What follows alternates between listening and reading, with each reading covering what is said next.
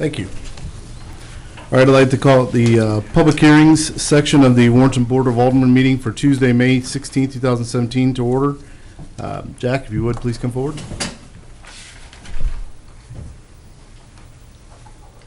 And just for everybody's knowledge, this is Jack Haniff. I'll be coming and speaking on the things on the public hearing section. And while he's approaching, I'll let you know after he's done speaking with each one, we will allow whoever in the public would like to speak on that specific topic to come up and speak at that time. You have 5 minutes. Go ahead, Jack. Good evening, Mayor and Board. First item I have is a public hearing for Express Liquor and Smokes 15, SP 112. On April 4th, 2017, a request was filed for site plan approval for a proposed retail package liquor store to be located at 623 East Veterans Memorial Parkway. Property is Zone C3, Highway Commercial. Motion for approval passed 7-0 with 3 absent at the May 4th, 2017 Planning and Zoning Commission meeting. Like to ask to make part of the public hearing record the municipal code by reference, my planning and zoning report, and the public hearing notices. Be duly noted. If anybody would like to come up and speak about the 15 SP 112, please come up and do so now. You will have 5 minutes.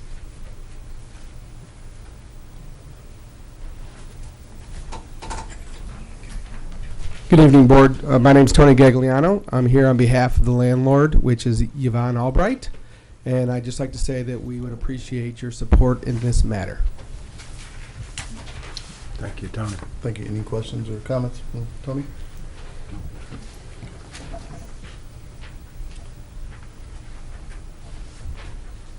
Hello everyone, my name is Jay Patel and I'm the owner of Express Liquor and Smokes, and I would like everyone's cooperation to open our 16th location in town, and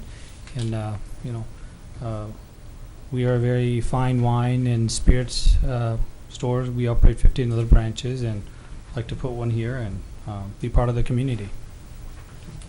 Thank you. Any questions? Yeah, I do. Where are some of your branches? So we have the closest ones from here is Troy and Washington, and then all the rest of them are in Columbia, Jefferson, then we have it in Kirksville, Moberly, Mexico, Fulton.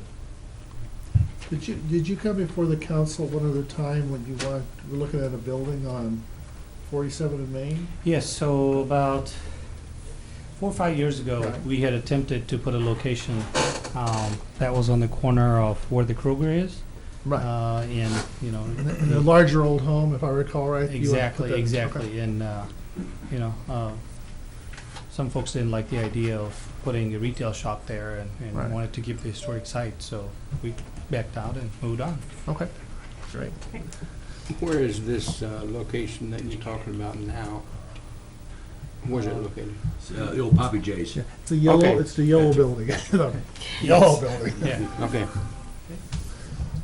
Any other questions? Good. Thank you. Anyone else? Jack, if you would proceed to the next one, please.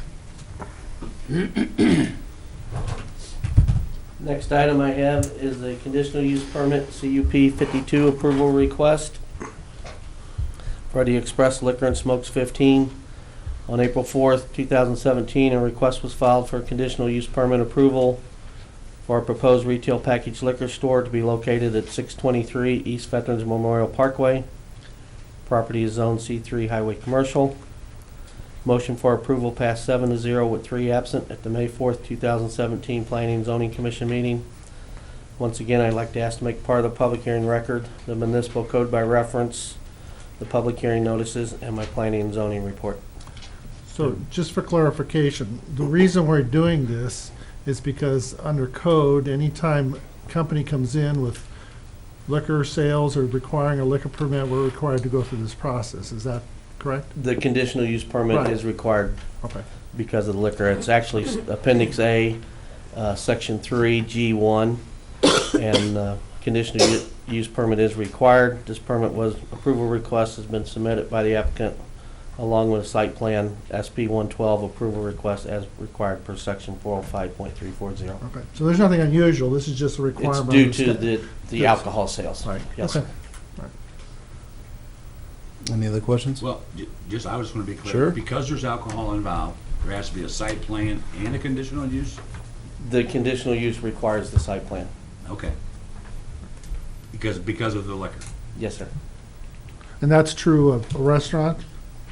Well, the majority of their sales is going to be alcohol. Okay. It's a If it's a majority. packaged liquor store. Okay, all right. It's not like a restaurant, sit-down restaurant that's got 80% food and So what 20% triggers it alcohol. is the percentage of the sales that The relates to main alcohol. sales is alcohol, Okay, yes, all sir. right. Any other questions or comments for Jack? Thank you, Jack. Would anybody like to come up and speak about the CUP-52 at this time? All right, not seeing anyone, we'll move on. Jack? Next item I have is a site plan SP 113 approval request for the Mama Bears Daycare. On April 5th, 2017, a request was filed for site plan approval for a proposed child daycare to be located at 705 Powell Street. Property is zoned C3 Highway Commercial. Motion for approval passed 7-0 with 3 absent at the May 4th, 2017 Planning and Zoning Commission meeting. I'd like to ask to make part of the public hearing record, the municipal code by reference, my planning and zoning report, and the public hearing notice. Be duly noted. Right. So again, the same question. Why does this type of usage require a site plan and a special, the special permit and the site plan? The conditional use permit is required because of the daycare. Because just of the nature of the business? For Appendix A, yes, sir. Okay, all right. You're not selling liquor or anything in the day. I don't believe so. Actually, that's kind of. But the applicant is here if you want to ask them specifically. That's my kind of same question, Jack. Is there any way, I mean, that just seems redundant to me, to have two different parts to that. Is that because of the code? We gotta have a site plan and for conditional use? The conditional use permit So is- procedure requires the site it- plan, yes, sir. Is The that city two, attorney is that can two answer it. separate permits? Well, the conditional use permit is just the land use approval. So whether it's a rezone or a conditional use permit, that's an approval to use that specific use. The site plan is actually the approval of the overall, how the property's gonna lay out, ingress and egress. That's how 99% of the zoning codes in Missouri break down. Most cities require, a lot of cities require you to go separately, that you can do you have to do your conditional use, your land use approval first, your rezone or conditional use, then you have to come back through the site plan process. We have a consolidated process where you can do both at the same time. So although it's two separate approvals, they're integrated into one for efficiency's sake. Okay, well, that was my point, to be efficient, not to be redundant. So ours is integrated into one. Yep. And we've also recently changed our fee schedules where we're advertising both and paper at the same time, so it was able to reduce the amount, the publication deposits, and save the applicants money, out-of-pocket Good. money. Good job, Jack. Any other questions? Mayor, I have a quick question. Is the person that's gonna open is here, is that correct? You can come forward and just come to the podium, state your name, and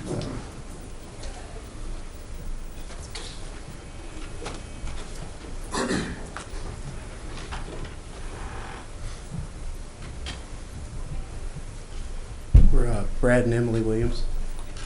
Glad to meet you. Glad you're here tonight. I just had a question on, how many children are you planning on? We applied to be licensed for up to 60. Not saying that we'll have that many, but just in case. I know that's regulated by the state, pretty close. And what age groups are you planning on? From 6 weeks to 12 years is what we'll be licensed for. Okay. So that building is big enough? Yeah, the square footage requirement, yeah. That's all I have. is there any other questions for him?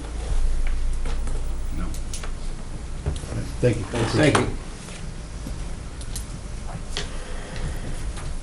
Would anybody else like to come up and speak on this? All right, Jack, please.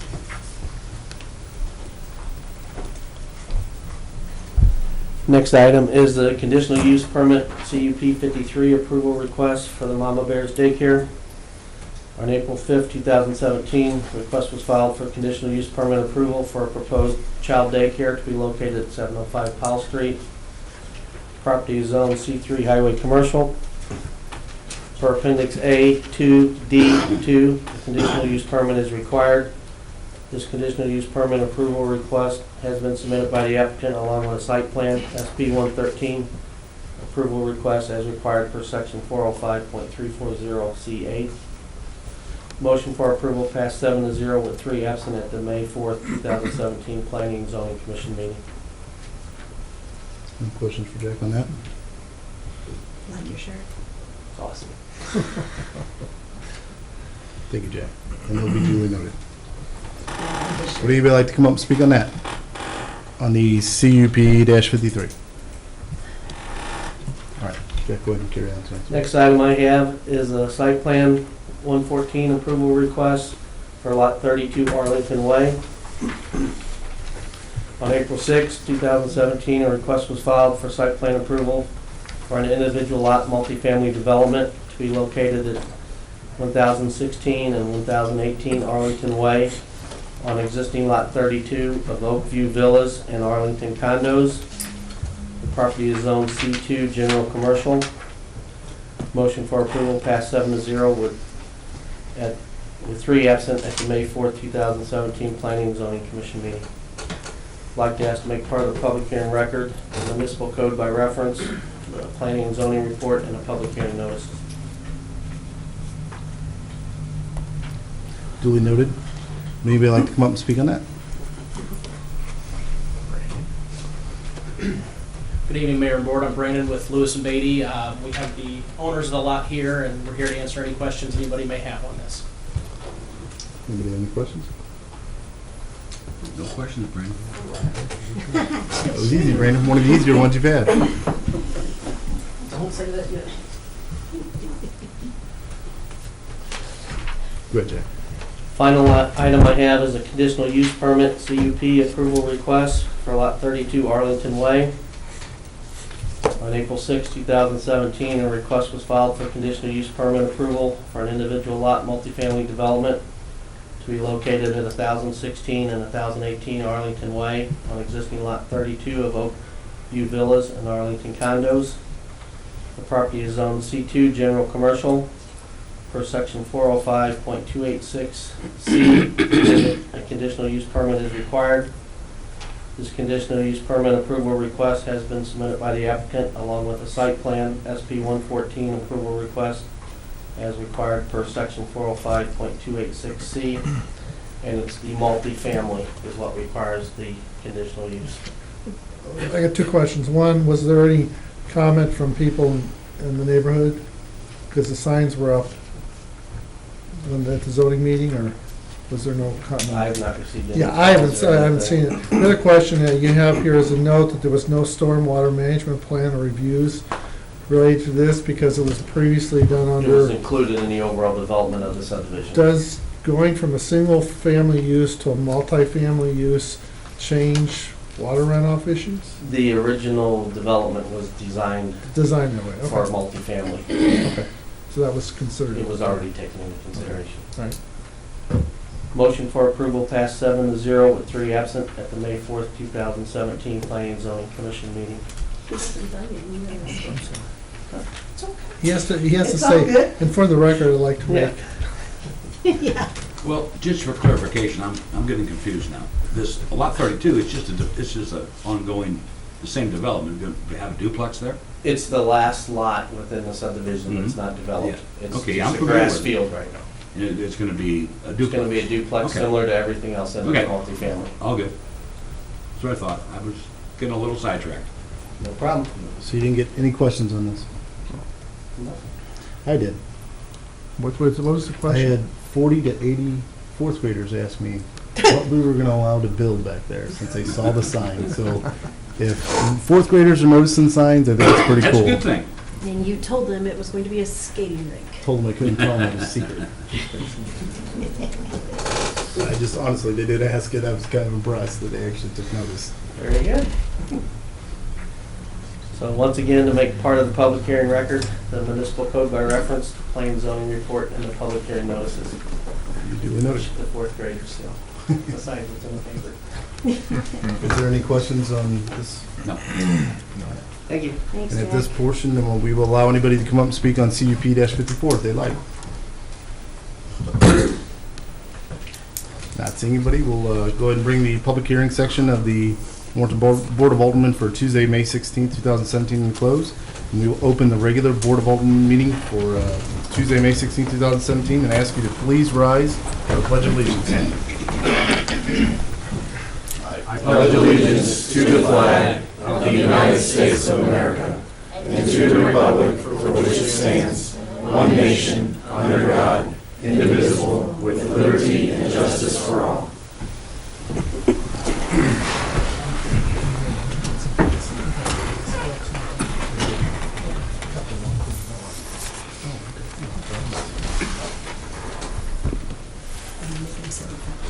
I won't do that.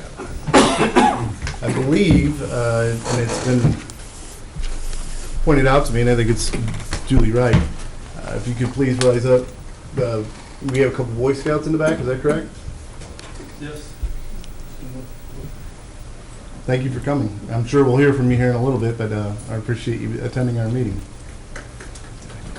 Great.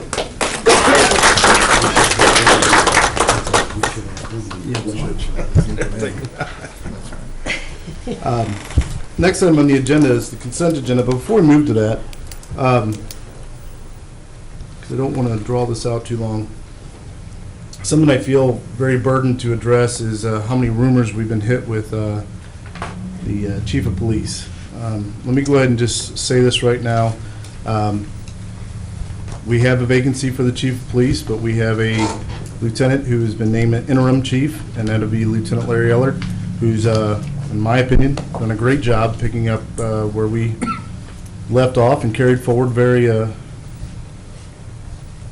think, in my opinion, very competently, and I appreciate that. We will be having a process to try and find a new chief, and so any rumors you guys hear, you're hearing it straight from us. That's what's going on. So, with that, we'll go to the consent agenda. First item is the regular meeting minutes from May 2nd, 2017, the executive session minutes from May 2nd, 2017, and approval to hire Sebastian Camarina at $10 an hour as a part-time seasonal grounds and maintenance worker with a start date of May 15th. Any questions or comments? All right, I'll entertain a motion to approve the consent agenda items. So moved. Second. Motion made by Alderman John Miller, seconded by Alderman Gary Miller. Roll call vote, please. Alderman John Miller, Yes. Alderman Schultz, Yes. Alderman Shell Harvey, Yes. Alderperson Casterly. Yes. Alderman Ock, Yes. Alderman Miller, or Gary Miller. Yes. Motion passes 6-0. We're never gonna get over that. We'll laugh. No, it's always going to hang us up. Maybe one of you will get. All right, next item would be, do you want me to do the introduction, or would you, Brad? I'll do the introduction. Thank you. Mayor and board, I'd like to introduce Julian Munoz. There you go. He's the new grounds and maintenance worker. Somebody we've been needing for a long time. Welcome. Welcome. Welcome. Definitely welcome. Thank you. Happy grass cutting. Brad, is Julian a seasonal or is he? No, he's full time. Okay, He's good. full Well, time. Definitely welcome. Yeah. All right, next item on the agenda would be hearing from the public. We ask that you come forward with any issue you have, present it at the podium. Please state your name, and we will keep you at a 5-minute, just so we can get through some of the other items on the agenda. So,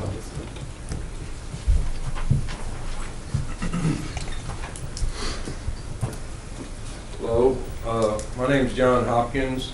I live on Celia Lane, and I just discovered the other day that they're talking about closing off the entrance of Celia Lane.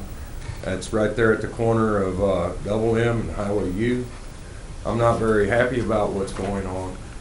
I don't know what kind of a building that is being put up at the time. I understand that it may be some low housing or apartments or something like that. And we're supposed to be able to go up Pinnaky Road to get in and out of our road. Pinnaky Road, whenever it's in the fall, winter, in the springtime, is nothing but a sheet of ice, and it's going to be very hard for us to get up and down that road. There's a lot of times whenever we're trying to get up on Pinnaky Road, people turn on Double M, and you almost have a head-on collision with them whenever they turn around and they're coming down that hill because you can't control your car. And I'd appreciate it if y'all did not close the entrance of Celia Lane. Thank you. Thank you.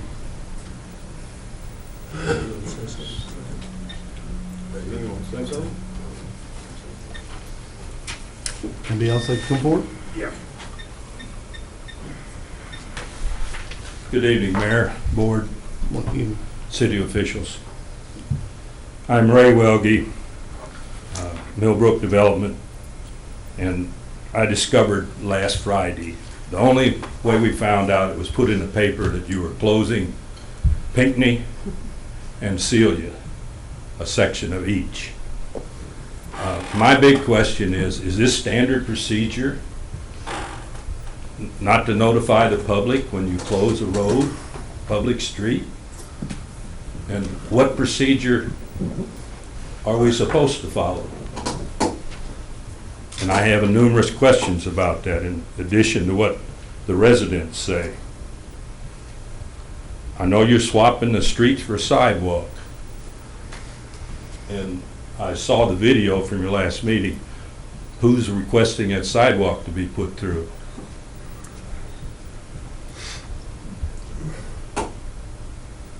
Also, the adjacent property that used to be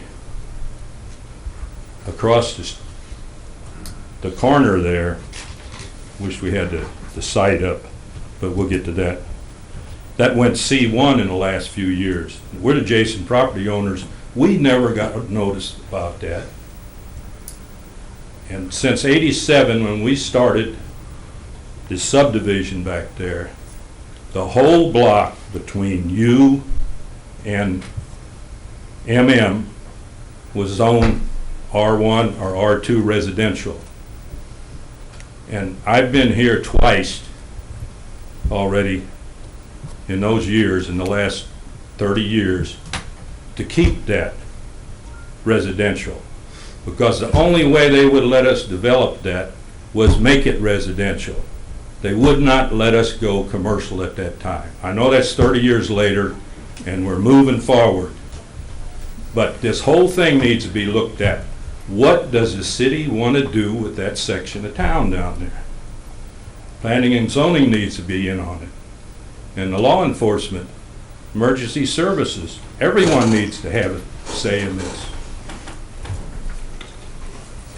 The highway MM traffic, after you complete that overpass back there, will increase twofold, maybe threefold.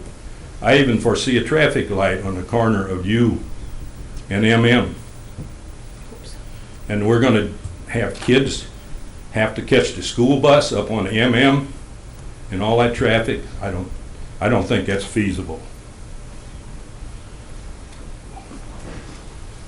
And my last question is, how do we address this to the board? The last meeting, you directed ordinance to be drawn up. Am I correct? Yes. So when will that come up? What meetings and stuff? Will we be notified or anything like that? Because all this has not been on any agendas that I could find before. If you're going to close a public street, I would think it would have been put on an agenda. I know you don't have to advertise it, but at least we could go to the website and find out. So my question is when is this going to come up next, and in what form? And also, as I sent each one of you an email, our company has no objections to closing the lower part of Pinckney Road. It's a dangerous intersection down there. And it seems to me like we're closing streets just to satisfy someone or some party that they can have a C1, a big block of land down there. and they don't have to build in that floodplain. The lower end of that is a floodplain. I hope everyone understands that. So, will we be notified when this comes up for vote? Well, let me answer your first question. And it was, in my opinion, it was error on the part of the council not to notify the public that we were considering this. I don't know what the procedure is. I'm sure we followed procedure. We did not. That was a mistake. And I don't know if the board owns that. I'll own it personally as the alderman who represents that ward. I would like to see, and I don't know if the majority of the board will go along, I would like this to see us delay a decision that's on the agenda for tonight to pass the bill so we can have another meeting, bring in, let the public know, bring in the public, bring in emergency service provider, take a look at that, maybe P&Z, so we can look at the map as to what P&Z did with the zoning area, and have a larger discussion about the issue before we proceed with the bill.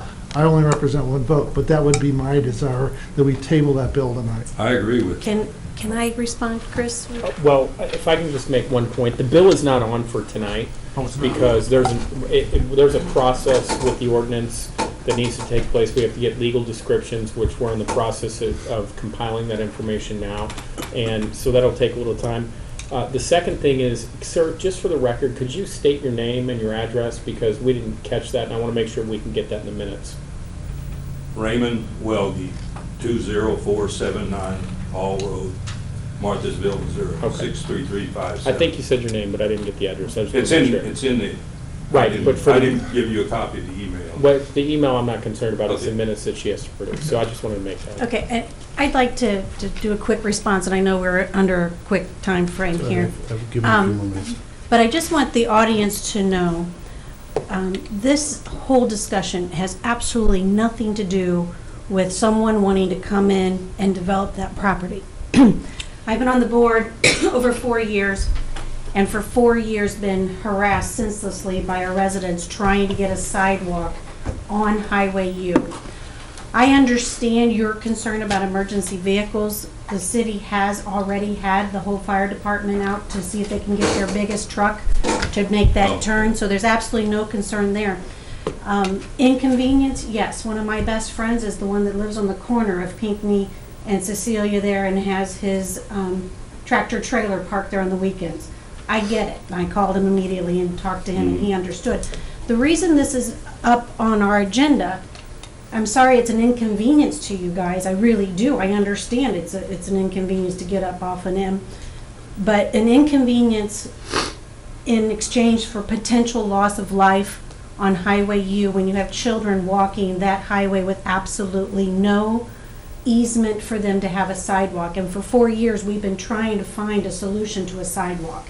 And it just so happened that the developers were willing to give us a large space easement all the way down that side of property so we could put that sidewalk.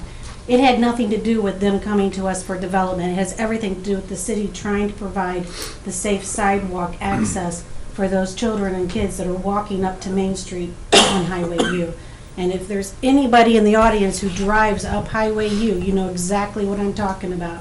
Someone's going to get killed there someday. I have no objection to the sidewalk, but I don't see putting the kids up on MM either. There's no sidewalks in MM. And the residents that live down there will not have a sidewalk. Yeah, there is on the other side. That's part of the development. As that goes, everybody's been required to put sidewalks in. We get it, and it is a hot button for everybody in this community is to get sidewalks. And for those of you watching the video, yes, we know Vaushall is the next hot button. And we know 47 is a hot button. This is a topic that the board has been very diligent to approach at every single planning session trying to get this done. So I just want everybody to know that this has nothing to do with the developer and the developer's intention. This has everything to do with us as the board trying to solve a safety issue so someone doesn't get killed. My last question is, do I and the residents have to get this put on the agenda to speak, or will it come up automatically on the agenda? Well, I'd like to put it on the agenda with the bill so we can have a conversation at a future meeting. Well, and to solve part of what you're asking, and maybe I can answer this, Are you requesting that we somehow give you notification since you sent an email that we'll be putting on? That would be, I don't see any reason why we can't, since he's come and voiced his concerns. If we can get your contact information, which I believe we have through your email, yeah, we can send you out something. thank you. Well, I think all the residents in the area should be notified. Now, like I said, I don't know what the procedure is. I do remember a number of years ago, we closed an alley behind my house, and every property owner along that stretch of the alley was notified of the consideration the council was doing. And I think it's a valid point to say if we're closing a street and there's residential homes in that area, it seems reasonable to make sure every residential home in that area get notified before we proceed with the discussion of solution. And I'm not sure the vote would change. I can't guarantee that, but I think there has to be some due process to allow people in the area to respond to issues we're dealing with. And that's fair enough. I just think we were really excited to have a solution, a viable solution to something we've been trying to do for a very long time. And I guess that solution isn't as perfect as we thought it was. And I would imagine a public hearing notice in the paper would go right along with it. I don't know if we need it here. I don't know. We probably wouldn't. What we probably would do, we could send out a courtesy notice to the residents in the area notifying them of the meeting, but a public hearing is more statutory in nature, and we don't really have the procedures for that in this case. Yeah, by our procedures, we didn't violate anything in our procedures, but that doesn't mean we can't relook at it in future issues. So, I mean. Yeah, we don't bringing up a close concern roads like very that- often. Bringing up a concern like that, we can look into I it. thank you for your time. The last Yeah. time I addressed the board, previous board member was up here tonight, Freddie Flake. It's Who's been a that? while. It's his fault, I'm not this quite is the sure who that problem, is. right? Well, if we'd known Fred was your friend, we might have made a different decision. 19-year veteran. I went to school with Fred. Mayor, I agree Now wholeheartedly. you're really showing something. Right. Thank you, Mr. Willoughby. We appreciate it. Mayor, I agree wholeheartedly with Alderman Ock. I think we definitely need to go through the due process. Appreciate you coming tonight, and we'll proceed to do what's right. Any other comments? Thank you. Anybody else who would like to come up front and speak? This is still the hearing from the public section. We would ask that you hold to a 5-minute.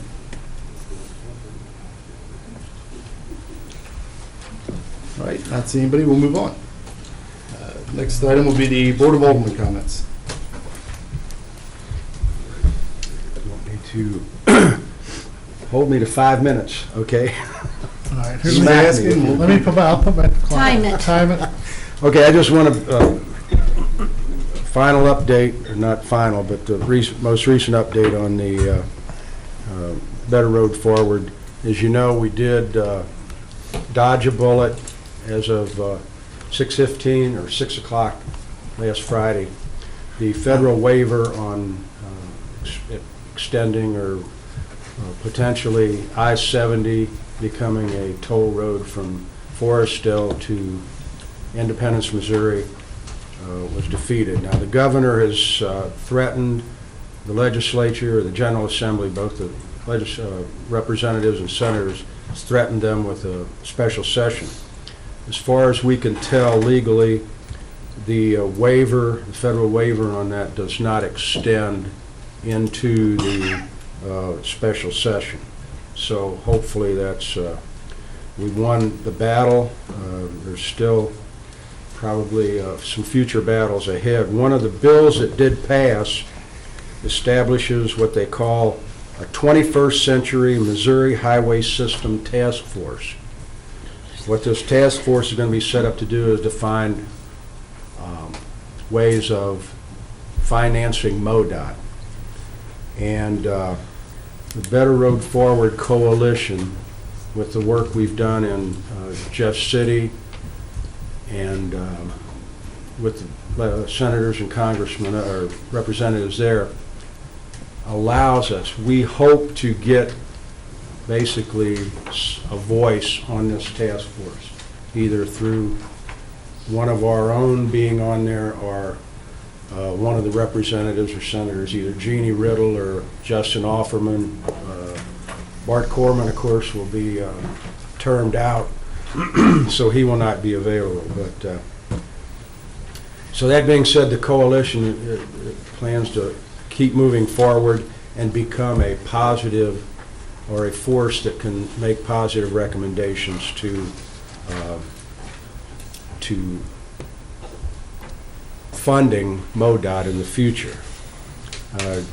Just to give the coalition a pat on the back, in a short amount of time, and believe me, with what happened with the terminology in the budget that said the money could not be used for funding, and then to allow the waiver to end, this would not have happened without the coalition being there. In a short amount of time, and this was just 2 counties that started this, Warren and Montgomery County. 2 counties started this, and in a short amount of time, raised a little over $800,000, $80,000, excuse me. Set up a website, Facebook, and Twitter accounts that had over 300,000 hits. So, again, this was a job that was done to avoid what we felt like was a discriminatory tolling of the I-70 corridor with no consideration for tolling on I-44 or 55 or the rest of it. So that being said, I would urge Warrenton residents, Montgomery residents and everybody to, if you see some of these people out there that started this coalition, and a lot of them are local businessmen, not just from Montgomery County. We had Steve Davis, the city administrator of Montgomery City. We had Brent Spade, a businessman up there. Bob Sellenrick Construction out of Jonesburg. Right here in Warrenton, we had Dan Robb from Jonesburg Bank, Gary Carter from Warrenton Steel, Jim Ledbetter from State Farm, Wayne Baker from Warrenton Oil. I'm probably leaving out some people, and I apologize, but the one thing I want to impress on, this was not just a part-time thing. This was a dedicated, we started having meetings every Friday back in February to keep this moving. And a lot of these guys went to Jeff City and actually walked the halls of the General Assembly, meeting with representatives and senators to get this done. So, like I say, if you see these people out in the public, be sure and thank them, because if this would have went through, the I-70 tolling, it could have been a very significant impact. Maybe not a death knell that some people say, but it could have had a very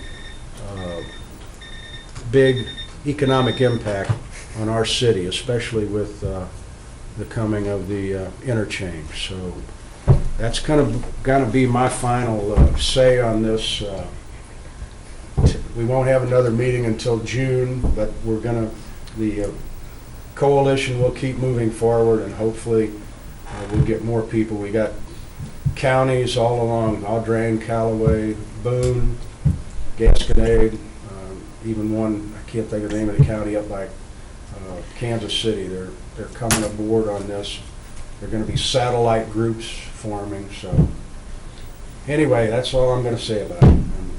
And like I say, get out and be sure and thank the people, and because we did dodge a bullet. Yes, we did. Thank you. All right, thank you, Alderman Sorry. Anyone else? Comments? There's no need for me to elaborate. Mike said it all. Yes. Just thank the coalition, because they did an unbelievable job. Okay, so it's up to me. Sure. All right, so I would like to let the general public know, I've let the city know that I am tendering my resignation, easy for me to say, effective the end of the month. I want to thank the citizens of Ward 1. It's been a pleasure to serve on this board. Over the last 4+ years, we've accomplished a lot of things that some the public knows, a lot that the public doesn't see. I want the residents of this town to know that I have never seen a harder working group of people than those that work for the city of Warrenton. And that's not only in the leadership role, but also every employee that I've met and worked with in this city. I'm going to miss being here, but due to personal changes, I'll be leaving, so I wasn't going to cry. It's all right. And I didn't realize we'd be talking this much about everything else, and I have a flight to catch, so don't think I'm walking out in a huffy puffy if I leave at 8 o'clock and we're still talking. Mike. I was wondering if he heard me. I just had to leave that one there. So yeah, you missed it. See, totally missed it. So anyway, I just want to say thank you to everybody. The board will be in good hands. The mayor will be bringing up an appointment to fill my spot, and I'm sure that person will do a fine job. Yeah, I don't trust you to escort me. You can out. stay till 8:15 and the police will run you down to the airport. That's right. Flashing lights and all. Flashing lights. So. With that being said, beyond the request of Alderperson Casterly, we do have a plaque. So if you would I come said no forward. plaque. Just one more thing I have to move. You see how the rest of us listen to her, so. All right. Get my plaque. I said no plaque. We're not going to get her back. You gotta get a black here. Plaque reads, "The City of Warrenton extends sincere appreciation to Karen Casterly for serving as Alderperson Ward 1 from 2013 to 2017. Her genuine dedication and heartfelt services for the community have truly benefited the residents of our city. Mayor Eric Schluter and the Warrenton Board of Aldermen." Thank you. You can come by and get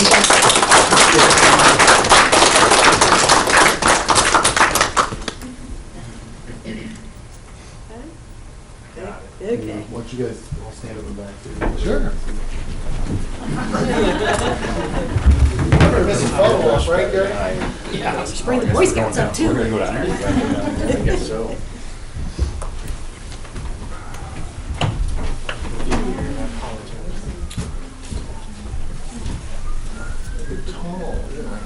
I feel like I should have worked.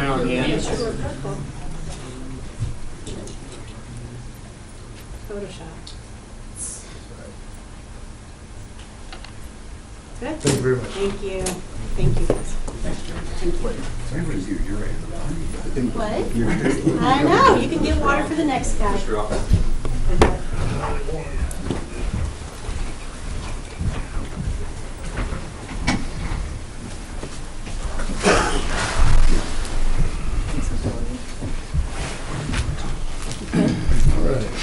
Oklahoma. I think I'd stay here.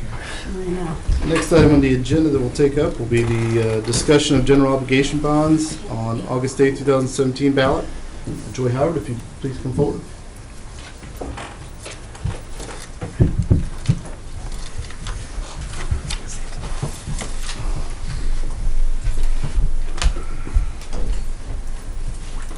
Good evening, everyone. Later on the agenda tonight, you're going to be considering $7,500,000 general obligation bond issue to finance the proposed aquatic center. And basically, I'm here as your financial advisor to discuss any questions you have regarding that ordinance and to give you an overview of why you're seeing that ordinance at all. Basically, the city is presently working with a firm to give you a tentative design and cost estimate on the aquatic center. The goal would be to finance it through some sort of a borrowing that would be paid back through the city's sales tax that's designated for park improvements. We've run several sets of numbers, and we're presenting the general obligation bond issue as the least expensive method of financing. The city's other option would be lease financing in the form of certificates of participation. That's the method of financing that you used when you did the expansion to the city hall. So basically, in a lease financing, I'm trying to think what it's similar to. On a personal level, I guess it would be like leasing a car. you basically put up the car as collateral, you make payments on the car. If you cease to make payments, then whoever was the lender can take the car away as collateral. And that's really how a lease financing of the aquatic center would be structured. There wouldn't be a specific pledge of the revenues. You would make indication that you're going to annually appropriate sales tax to pay the debt.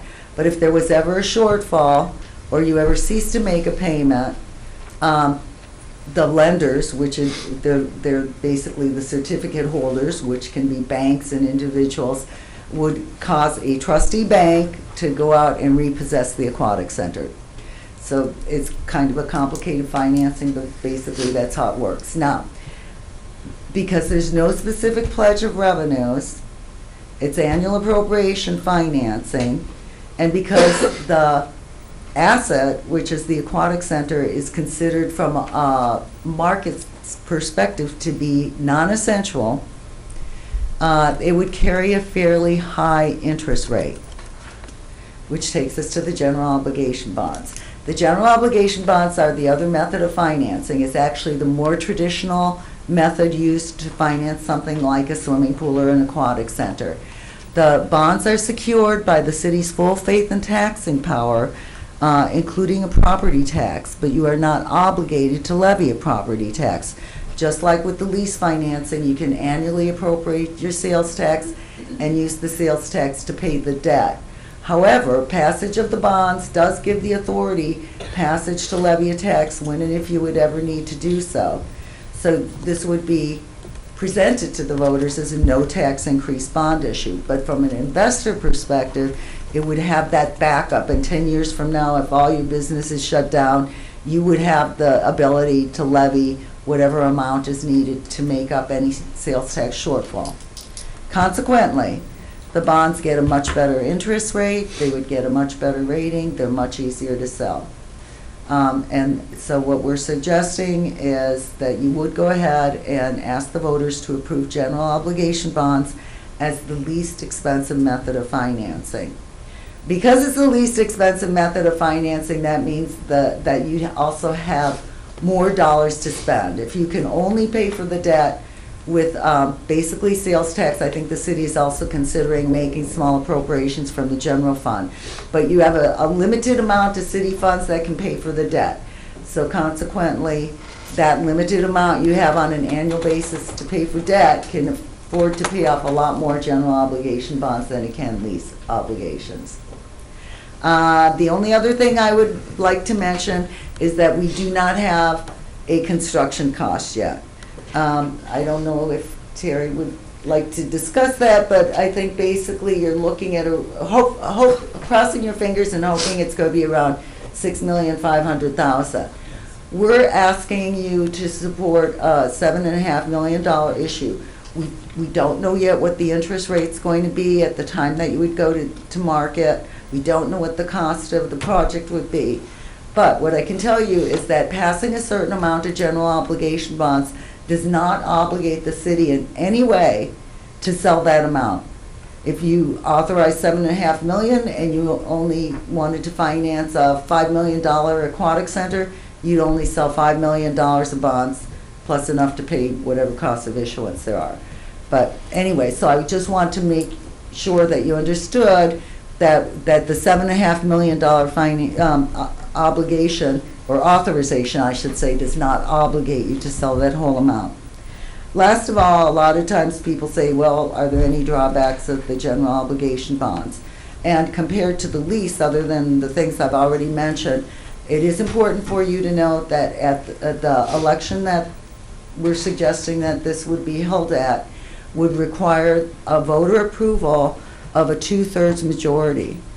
And that's difficult. In Missouri, April elections, there's a 4/7, I can't say that, majority approval. But in Missouri, general obligation bonds always have these super majority requirements.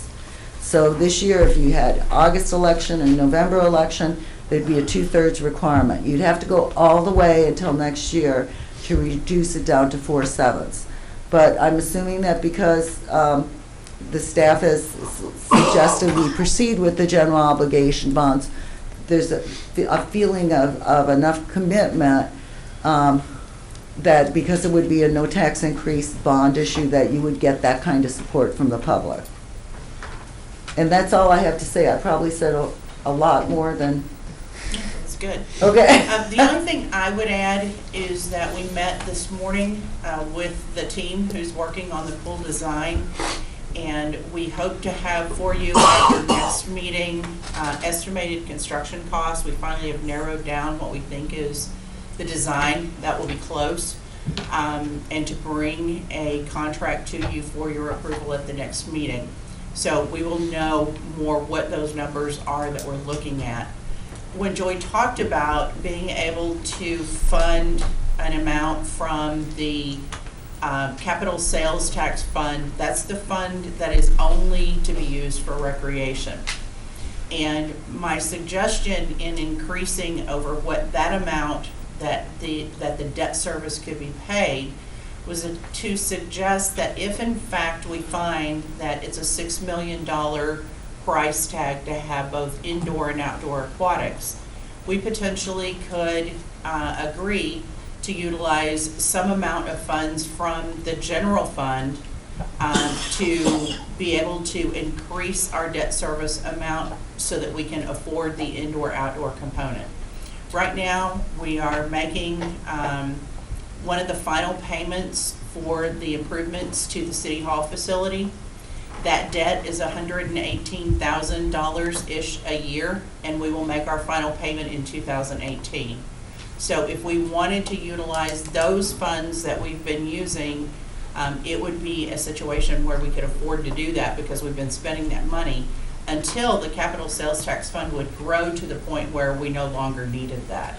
And with the upcoming development, we see that that's going to increase the sales tax that goes into that fund. So it would allow us to go ahead and proceed with the pool structure by utilizing those extra funds. Terry, quick question on that. We would be able to do that without any voter approval or anything? Just, we'd basically be transferring Yes. payment that we no longer have on City Hall. Those would just be available funds that you would choose to use to help make the debt service.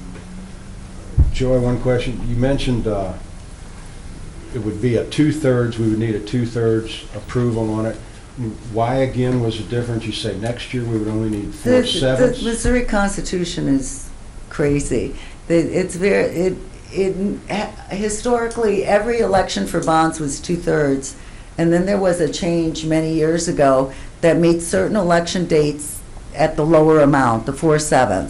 So it's the date rather than... It's the date, and it isn't even the same date every year. So next year, there's 3 dates that would be April, August, and November would only require 4/7. This year, April was 4/7, but August and November are 2/3. And it was my understanding you really wanted to proceed with the aquatic center promptly. I do want to mention one other thing, since Terry had mentioned that you expect to have an estimate at the next meeting. It would be great if we could wait and not do the ballot until the next meeting. Unfortunately, the filing deadline for the August election is this month, and I believe the date is the 26th. Is that, does anyone remember if that's exactly right? Remember, Melody? It's this month, though, even if I'm off a couple of days. So unfortunately, we don't have the luxury of waiting. Could we call a special meeting just to consider that when we get, I'm trying to think what the calendar day is now. And Yeah, I don't think that we will have the information accurately that we need. And as Joyce said, just because we make it $7.5 million doesn't mean that that's actually what we will end up selling bonds for. It just gives us the highest maximum amount. It's the cap. Right. It's the cap. I got a couple comments on this. I think when we talked about developing the park and redoing the swimming pool area, I think people's vision was that we wanted to do something really nice, which basically keeps saying aquatic center, and we have all sorts of visions of that. But what we're talking about basically is the opportunity to have an indoor and outdoor pool operation. And for us to do that, there's a couple things that are critical. One is I think we owe the taxpayers the obligation to do it as cheaply as possible, because we don't want to spend taxpayer money on interest if we can avoid it. And the general obligation bond is clearly the way you do it, where you get the most dollars to put into a project where the taxpayers pay the least amount of interest. So I think that in of itself has significant value for us to consider that. The other issue that comes up is the size of the development. And you go, well, why are you building something more than you can afford? Well, we're not really building something larger than we can afford. What we're doing is we're saying until such time as the city hall is paid off, we may have to take the old city hall payment to cover the debt for a serious time until the community and the economy can grow where we no longer have to do it. Yes. So I think it's an opportunity to get a better project, a nicer project for the community, and have very little impact on the general fund of the organization, and that's where it has merit. I mean, the other approach would be, well, we're going to build something less, and maybe in the future we'll add on. But I don't think you're really giving the public something that they really are looking forward to and what they really want to. So we have to believe everything we've done over the last 3 years as it relates to the interchange and all that is the belief that we're on the track to grow this community from an economic development standpoint. And as that grows, those funds, which are already designated to go toward recreation, will also grow to help us handle this project. Yes. Any other questions or comments? Can I say one other thing? Unless you tell me that you want me to stay, I wasn't planning on staying. So make sure that if you have any questions regarding the content of the language or anything else, speak up now. or I'll have to give everyone my cell phone. Does anybody have any questions on the language or anything else? I do have another comment to make besides that, not related to the language. So I think if we take this to the public, you're going to get pushback, because people, well, why are we spending X number of $1 million on this project? And so you're going to get some natural pushback. And I think it's important for the board to understand and to deliver the same message to the public and how we're approaching this and why we're approaching this in this way. And we have to be pretty uniform in that response, because it is a difficult task to get that percentage of voters to support that project. And since we're losing one voter already, we're going to need extra voters to step to the table. So I think we need to be uniform in how we market this and how we sell it, particularly as we get closer to the time of the vote. I agree with. I just want to be clear before we stop. With the 2/3 majority, regardless, we're actually, the public is voting, the citizens are voting on what we propose on how to finance. Correct. There is no tax increase. No. There is no specific tax increase, but passage of the ballot would give you authorization to levy a property tax in the future, should it become a necessity.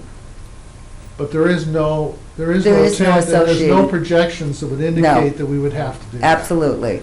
We're really just using it as a better financing vehicle. Yeah. And I might add too that we're really asking people.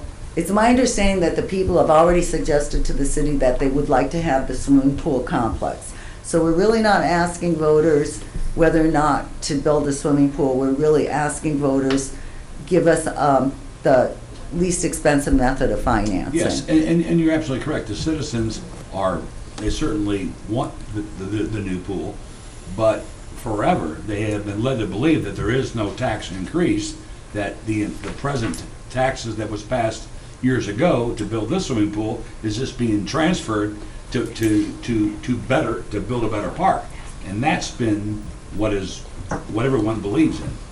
And that's not changed. We're just, correct me if I'm wrong, that's not changing. We're just looking for the right financing vehicle to finance the new project. That is correct. Well, that's what needs to be clear to the public. I will give you that option to speak as long as you can keep it a little short. I promise. Joy, one of the things you said earlier is you said that by authorizing the bonds, the city will have the ability to go to levy a property tax increase. I just want to make sure it's clear to the public that if they decided to go for a property tax increase, that would be a separate ballot measure they would have to vote on? No. If, like I said, 10 years from now, if there was a $100,000 shortfall of sales tax to pay for the debt, you would be able to levy a tax at whatever rate it takes to make up the 100,000.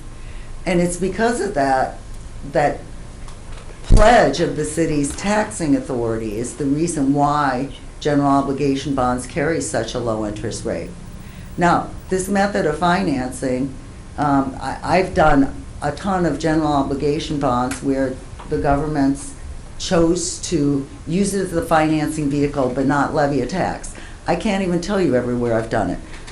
But I can tell you at least St. Charles, if you recall, they did, well, the one that I remember the most is their garage facility for the city hall. That was the most recent one I did for them. Exactly the same thing. They could have leased the city hall and done improvements to the garage, but they went to the voters and said, authorize general obligation bonds, we won't levy the tax, we have the money to do it, but we want the cheaper financing. And I just mentioned that just as an example because it's very common to use the financing vehicle we're talking about. Any other questions or comments? Nope. All right, thank you.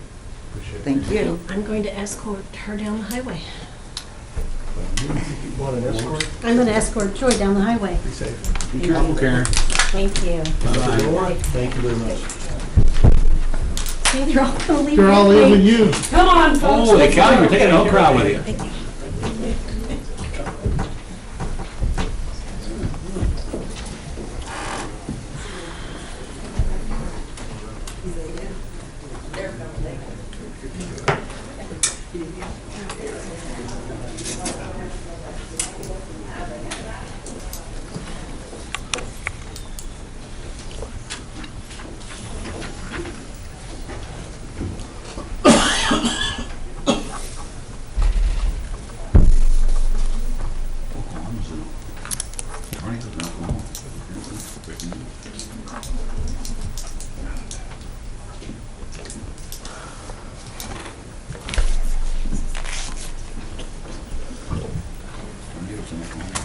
We're going to wait till now to get out. You're losing staff, you're losing public. Mr. Mayor, what is going on here? We'll make it a little cooler in there. That's true. Hey, no. So we need to put this on up to a, It's an ordinance later on tonight. that would be. We'll move on to the next request for road closure on July 2nd for the Warren County Fair Parade, southwest from Main to Walton and Walton from West Street to Market Street at 2 p.m. for staging, and Boom Slick Main Street from Southwest Street going east to city limits, and Pinckney Street from city limits to high school, and an entrance from 4 p.m. till 6 p.m. I feel like a melody reading this. No kidding. You did good. Did everybody follow that? Yeah. Mm-hmm. Same as last year.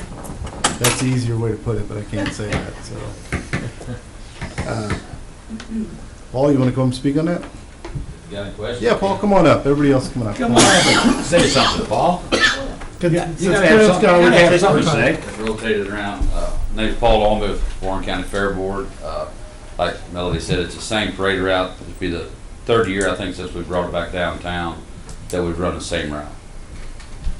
About it. Any questions, comments? Okay, well, keep up the good work, Paul. All right, if there's no questions or comments, I'll entertain a motion to approve the requested road closures for the Warren County Fair Parade on July 2nd. So moved. I'll second. All right. Motion made by Alderman Schultz, seconded by Alderman Schlarby. Roll call vote, please. Alderman Schultz? Yes. Alderman Shell Harvey? Yes. Alderperson Casterly has left the building. Alderman Ock? Yes. Alderman Gary Miller? Yes. And Alderman John Miller. Yes. Motion passes 5-0 with one absent. All right, next item on the agenda is this special permission for excessive noise for the Warren County Fair from July 5th to July 8th. So can I yield my vote to Fred since he lives next to the excessive noise? Or is that not possible? No. No. No, but that's okay. All right. It's a good try. Any questions or comments on this? This covers all the events that night, Paul, or that weekend? Is this the tractor pull, the demo derby, et cetera, et cetera? Right, the only ones in question was the Wednesday, Thursday, Friday, I think. The 5th, Wednesday, Thursday, Friday, and Saturday. And it's not that I foresee that we're gonna need it. The only one that probably might be close would be Saturday night for the demo derby with the amount of stuff we've got going on the main track. This tractor pull Friday night starts early enough. I mean, it's just a safety in case we would run 30 minutes longer than what we're planning. But the organizations are telling me we should all be done, by that 11:30 mark. But I'd rather have it and not need it than need it and not have it. Well, let's just admit it's Missouri. We That's don't know right. what kind of weather we're going to have, so So you it got could it. be delayed for a while. Well, last year we fought rain all day Saturday. We still got it done, so it worked. Okay. Any other questions or comments? Thank you. Thanks, Paul. All right, I'll entertain a motion to approve the special permission for excessive noise for the fair on July 5th through the 8th until 12:30 a.m. So moved. Second. Motion made by Alderman John Miller, seconded by Alderman Gary Miller. Roll call vote, please. Alderman Shell Harvey? Yes. Alderman Ock? Yes. Alderman Gary Miller? Yes. Alderman John Miller? Yes. Alderman Schultz? Yes. Motion carries 5-0 with one absent.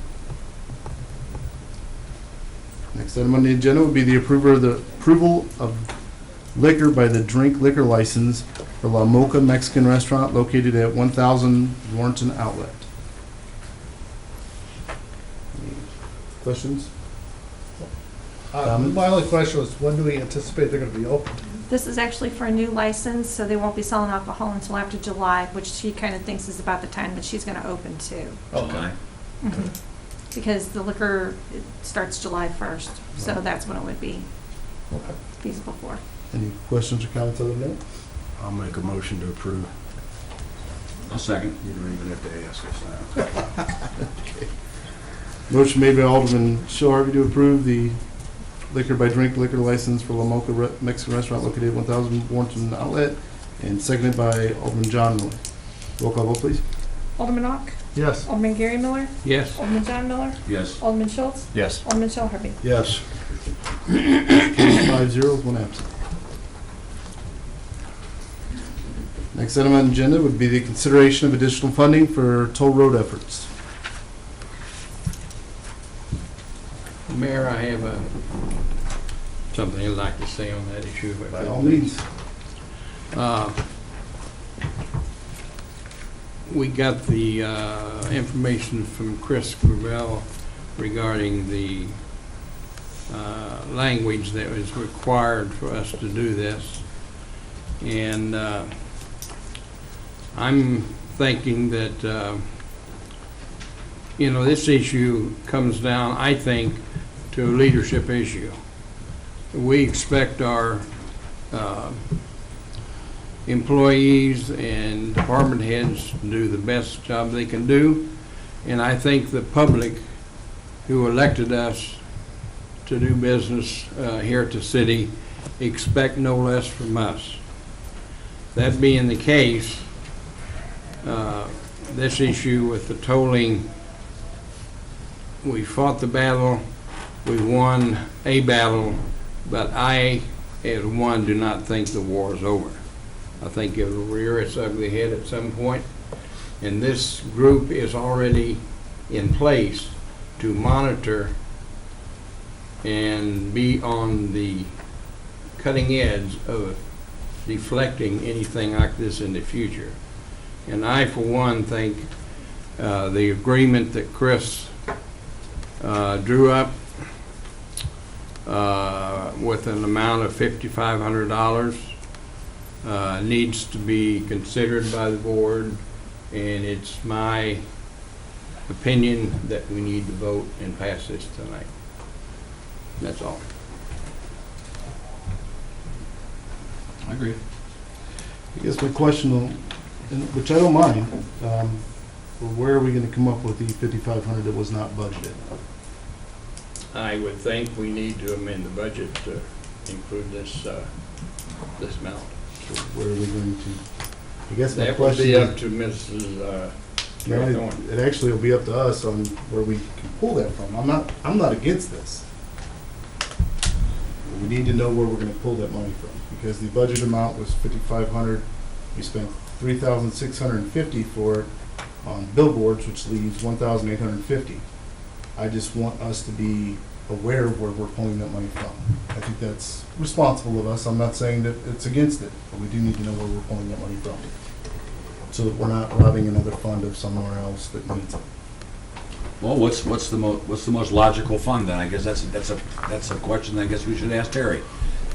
We all agree it's the right thing to do. Did we have the hindsight in January to budget that amount?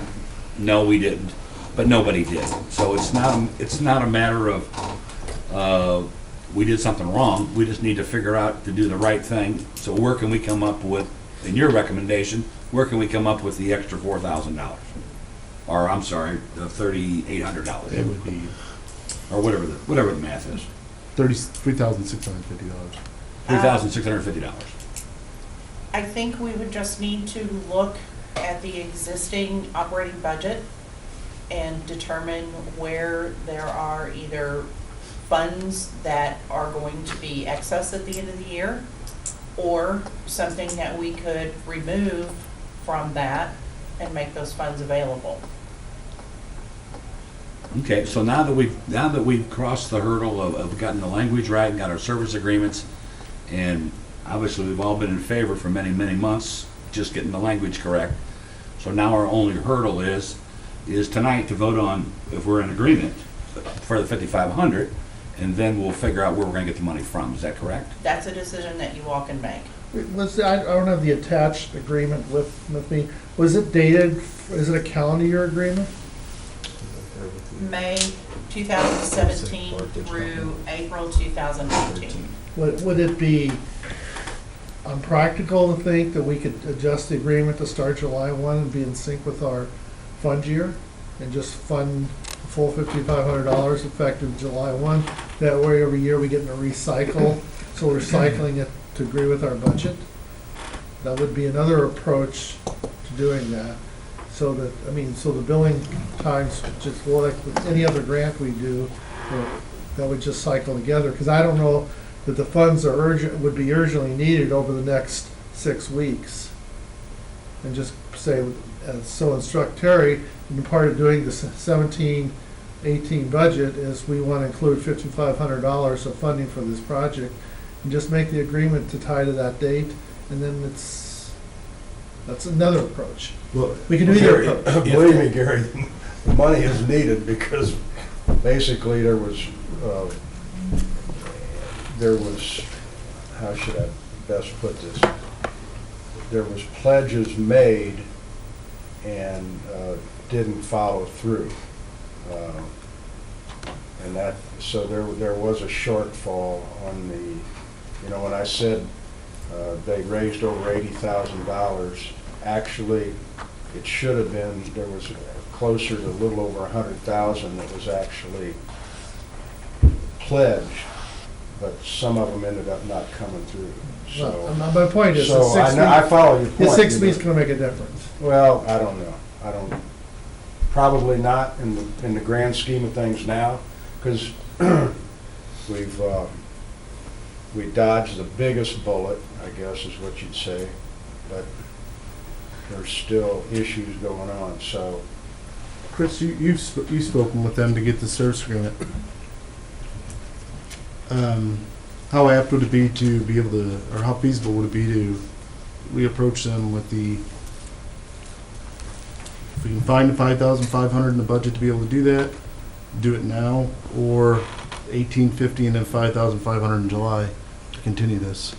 Well, I don't I can't really speak for them. You know, I think Alderman Shilharvey had said something about, you know, there was this commitment made, and they did the service and whatnot. But I will tell you, in dealing with the Barclage Group and Ethan, the kid, Todd, I will tell you that they've been nothing but cooperative. It's actually the agreement they drew up, and I didn't recommend any changes to it. So from my level of looking at it, I would be really surprised if they have any issues, because we have not had a single issue in communication or execution whatsoever with this group. So I have no problem, requesting that, and I would be really surprised if they had any objection to that. I mean, I think they probably want to have an idea of if you guys are going to make the commitment, but I would be really surprised they would have an issue with it. And I have not had any negative feedback whatsoever, hey, this is taking too long or anything like that from the group. They've just been, hey, whatever we can do to move it forward. And speaking,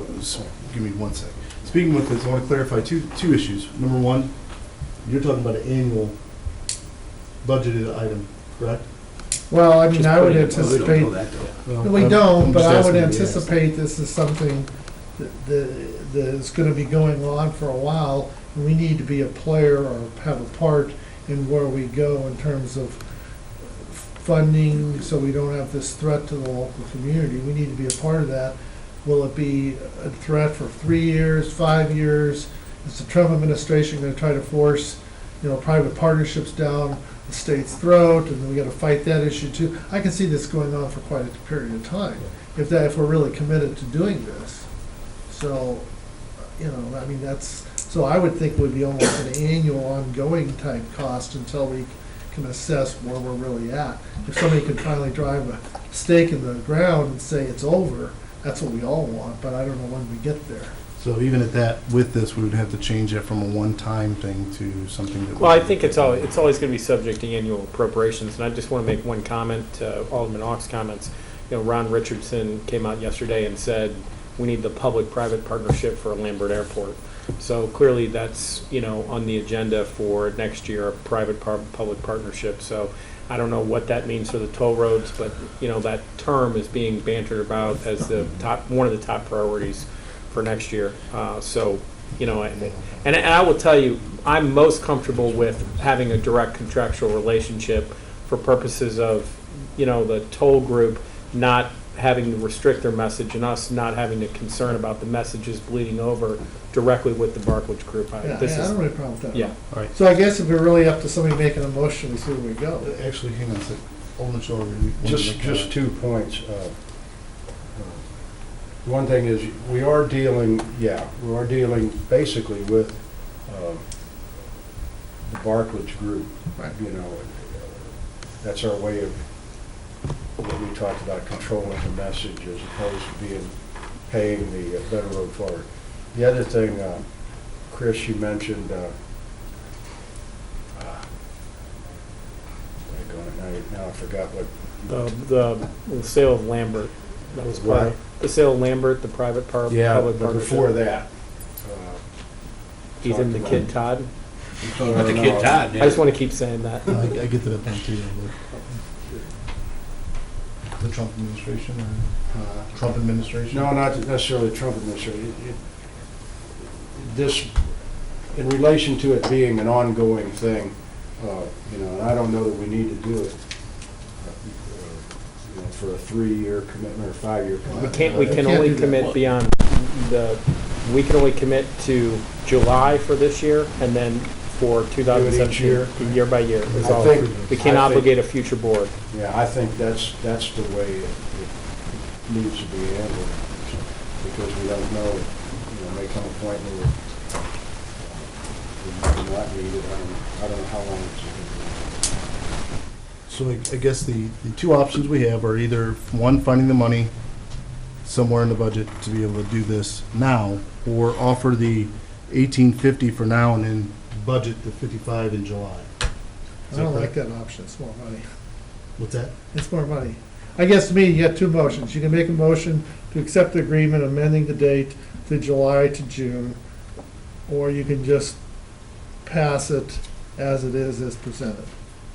So I'll make a motion. Subject to budget money. Well, it always is, yeah. So I'll make a motion, we'll see if it flies, and if it doesn't, then somebody else can make another motion. I make a motion that we accept the Barclays agreement for $5,500, changing the service dates to correspond with the city's budget year from July to June.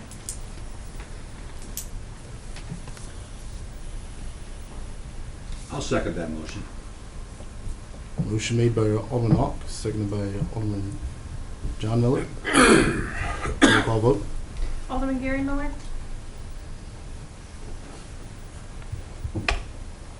Yes. Alderman John Miller, Yes. Alderman Schultz, Yes. Alderman Shell Harvey, Yes. Alderman Ock. Yes. Motion carries 5-0 with one absent. So we get the $3,500 out of the way, and then just have to wait a few extra weeks. Yeah, 6 weeks, July 1, we'll cut them a check and good job.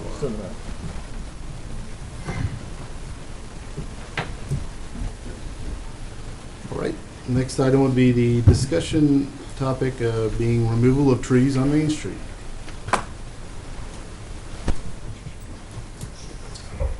And we're discussing this because we're concerned that the current trees will ruin the sidewalks, right?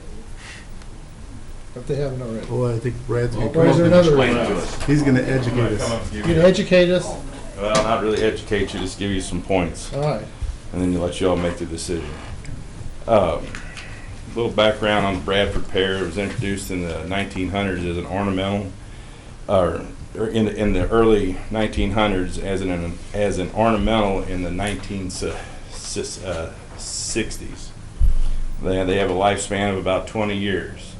Well, since that time, they found that when they were first introduced, they weren't supposed to cross-pollinate. Well, that was a mistake, because now that they've found that they do, they cross-pollinate, anytime, if you go down the interstate and look down by Highway N, down in that area, you'll see just droves of them. Well, that's from one pear, one seed dropped from a bird, and it multiplies and multiplies. The Bradford pear has a steep V-crotch branch, which if you look at them, they just come straight down. Well, when they're prone to crack, split, and then finally they just bust. They just come down in storms and stuff. So bad thing. I mean, we're on a street tree. I mean, anytime you can have a car sitting there, they're going to bust. We're going to be paying for that car because that tree belongs to us. The trees that we have on Main Street have grown too big for the location. I don't know if you all, I'm sure when you drive down you see the north side trees are much bigger than the south side because they get all the southern sun. They're rubbing up against the buildings, rubbing up against the awnings. We're constantly cutting them back, trying to help the property owners out. In the springtime, they get the blooms, and I don't know if you all ever walk down there when they're blooming, how they stink like rotten flesh. They just like fish. It's not one of the best things that was done by the whoever decided to put them in. Then in the fall, you get the berries, and the business owners are constantly trying to get the berries off the concrete and stuff. We go up, try to blow them off. Well, you really don't, because people walk on, they smash. It's just an ongoing problem for them. The south side now, we have some that are encroaching on the people's. Some of the buildings have overhangs. Well, now the trees are getting big enough where they're going up into the overhang. So if we start cutting them off, we might as well cut the tree down, because we're notching them out and just giving them a thing for failure. The areas were also planted with the lack of green space for the roots. That's kind of one of the biggest things. They dug a 3x3 hole, and that's where that tree was planted. Well, we have road on one side, and we have sidewalks and buildings on the other. Well, it has no place to go but down and out, and what happens, it just becomes one massive root ball now. It's just sitting in there, and as it goes, it just starts bringing the sidewalks up. The grates we've had to cut numerous times, had to go down and cut the metal grates out because they're getting bigger and pushing them up. So with that, my recommendation would be to harvest the trees, remove the grates, and put concrete in the holes, and then hire a firm.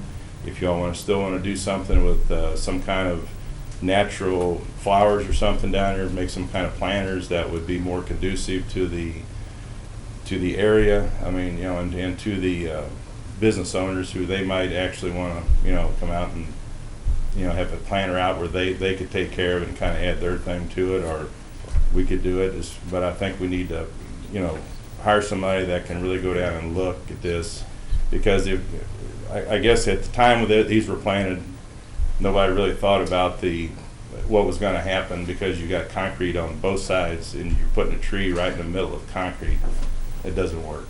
I mean, it's just one of the things that it was kind of a poor planning on the part of whoever the company was that did it. But it's just and then as the trees get bigger, I don't think they realized how big those Bradford pears get. I mean, some get 50 foot tall and 40 foot wide. Well, you're in the business owners. I mean, we already had to take some down because they were obstructing the Bellstar Theater sign. We had to take that one out. And there's just been numerous problems since we put them in. So, and to do a tree on a sidewalk like that, you're probably looking at close to $5,000 for the substructure of tearing the sidewalks out, putting the subsoil in, the grates in, and then put the sidewalk back. And then once we do the sidewalks, then we have to go with have to be in the ADA specifications. Anytime you disserve a sidewalk, then you're required to go back with that. So you're talking probably more money there. So I think our best bet would be to harvest the trees, fill in holes, and then see if we can get a recommendation from somebody about some other way to, beautify the downtown. Well, since I was the only one who voted for the trees 20-some years ago, Well, that's we didn't think a lot of these issues through. Well, I don't think anybody did. We were looking for, beautifying downtown. It's always been a discussion is how do we make downtown look unique? How do we make it attractive? Right. How do we make it conducive for businesses to come down here because it's an attractive situation? And the reality is, since we put the trees in, when I was on the board last time, it was a constant fight with the owners downtown because of the obstruction of their buildings, their visibility, and so it's been an uphill fight from my perspective for a long time. So I think it's time we harvest the trees and maybe look at, as we talk about developing downtown, make that putting something back in as a part of a more comprehensive approach to how we want our downtown to look. That's what I think. Well, I don't think there's any question about we need to harvest the trees and fill the holes and just reduce that problem. What we put back in there, that's for another time. Yep.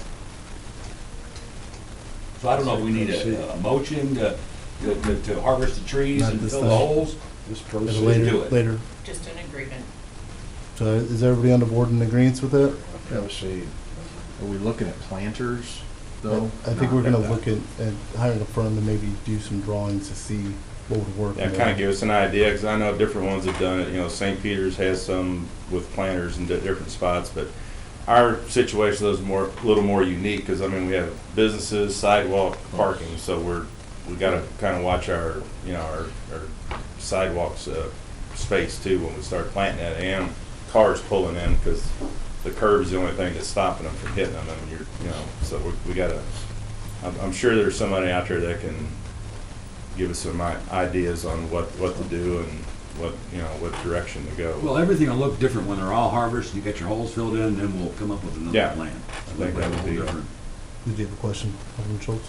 So we would have run into the same problem. You had said 5,000 per tree if we put a different, better, non-invasive tree there. Yeah, you'd still have the same problem, because the soil that's in this is strictly clay, and it's because when we've had to dig some other ones out, and it's we can take the tree and pull out one big root ball comes out, and the problem now with some of these trees are that big around, we're not going to get the root ball out of it. We're just going to have to harvest the tree, put some stuff on it so it kills the root, and then just go over top of it and just leave the roots in, because there's no way we're going to be able to get all that out of there. So now some of the smaller ones we might be able to get out, but the bigger trees, there's just no way.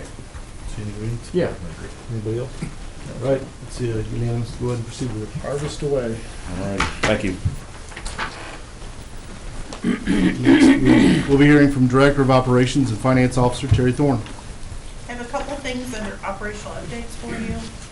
The grading contractor has mobilized at the pool park, and we expect to see dirt start moving over there any day now. Good. So that is finally moving forward. At your desk tonight, you had a copy of an email from the ambulance district regarding their dedication ceremony. If any of you are planning on attending that, you need to let us know so that we can let the ambulance district know that you'll be there. And it is by invitation only. So they indicated that they would be having something for the public later on, but this is purely for those who are invited.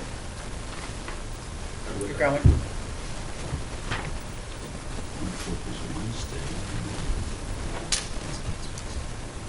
What time is it, Terry? I don't have a copy of what I gave you. 24th on the. Yeah, it doesn't say what time, it just says. I don't see a time, though. No, there's no time on the email. The invitation I'll find out we for had, you. though, I think, had it on there if you guys had that last week. I can find out and email you in the morning. Okay. That's all I have. Can I go back to your first item? I talked to Wendell on the Veterans Memorial Project west of Denny's Saturday, and he was mentioning they might need some additional dirt. I don't know, is there an option, an opportunity, you think, to move, if we have excess dirt at the pool park, to move it over there? I'm not sure the timing works. I don't think we have any excess. Okay, all right. If we do, we certainly could have some of that hauled over there. Right. But the last topos that I saw, I don't think we were in. Now, when they actually, depending on when they need it, when they actually start digging for the pools, there will be soil that will come out of there. But I think from just this excavation, It won't be. they're just kind of leveling off and removing trees. As I understand, they're gonna be moving the dirt hopefully in the next 2 weeks over there, and then they should be able to determine if they have the need for additional soil. But if, we're not gonna be the point, obviously, digging it for a pool or a building, but Right. I just thought if there was an opportunity there, we may be able to donate them some dirt. If we end up with some from somewhere, we certainly could do Okay. that. So you just gotta keep that on the radar screen. Sure. They also, in an email from Wendell, I haven't talked directly to him, but they're talking about planning a groundbreaking ceremony over there in conjunction with the start of the week of the fair. So we'll be talking later this week about an exact date and time that they want to put that together. And I'll let you all know as soon as I have more information on that. Please do. Sure. Any other questions or comments? All right. Thank you, Terry. You're welcome. Next, we'll be hearing from Maintenance and Grounds Director, Brad Beasley-Cruz. Good evening, Mayor and Board. Have my monthly report for the month. Ramping up on the mowing. Just a little side note, next Monday, we are going to be starting the weeding at the cemetery. So if people would like to wait to bring their flyers up till after probably Wednesday, we should have it done, providing the weather stays good. It usually takes us a couple days to go through it. And, but we're getting ready to do that. I have a question, Brad. Sir. Dogwood and 47, at the entrance on Dogwood there's property on both sides. Just, it's probably, I don't know, 10 foot on each side. Who mows that? State does. Let me rephrase that. State mows that. Is that state property? Yeah. Inside that subdivision there? Well, not inside the subdivision, but That's we what I'm don't. talking about, inside the subdivision. No, we don't do that. It's the subdivision. I guess whoever takes care of that. But state does 47 there. But we I don't even know what that subdivision is called, but I mean, it's inside, Northwoods. it's, what is it? Northwoods. Northwoods? Because it's high. It's high, and it's hard to see out. exit It there. is. It's kind of dangerous because of cutting. I've wiped down there and actually mowed it a couple of times, but last year, but I just was, and I meant to ask last year, just never did.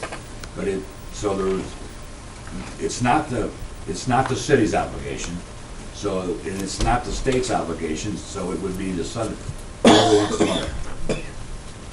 We'll send code enforcement out there to take a look at it and see if they can figure out who's responsible. Okay. To see if we can get that taken care of. Unless you want to go out and cut it again. Well, I mean, when I get time, I don't mind doing it, but it's just a matter of having the time. Do we have any other questions for Mr. Bruce? Thank you, sir. Thank you. All right, next we'll hear from Public Works Director Guy Jeevers. Good evening, Mayor and Board. You have my monthly report. We finished up that storm drain on Lakeview Drive. A couple of hydrants we repaired. Installed the catch bases on Lakeview and been doing some crack filling on the streets. Had a water leak at Pat Fields. Did some other water repairs. We had 4 sewer backups for the month. 3 were on private services and 1 was on the city main.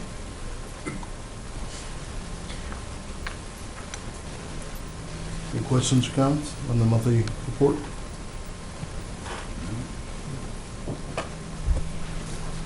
Move on to the next time. Next item I have is I was asked to look at the retaining wall at 1012 Roy Street on facing Pinckney. And staff looked at who put that when they widened the street, they put the sidewalk in. The one time the city did put that retaining wall in. We went and looked at it. Some of the pieces that are falling apart are major pieces. Dead man going into the ground, that's rotted off. I went and looked at it after it rained. It's holding. So I was asked to come up with a price for repairs for that. If we're going to repair it, the homeowner's going to have to move the bushes, take care of that, and I don't want to put it back with railroad ties. I would like to use the concrete blocks that we used for at the pool. So it's a one-time deal, and we're done with it. There's 2 big trees right there. We're going to have to take the backhoe and rip all that out, so we might have issues with the trees die. The price came up to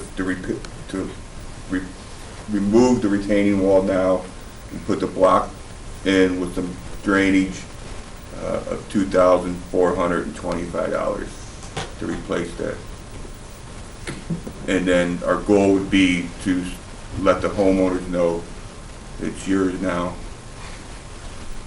Relinquish. And I'm worried about that the tree happens to die, because I'm sure we're going to be in the roots if we remove that old retaining wall.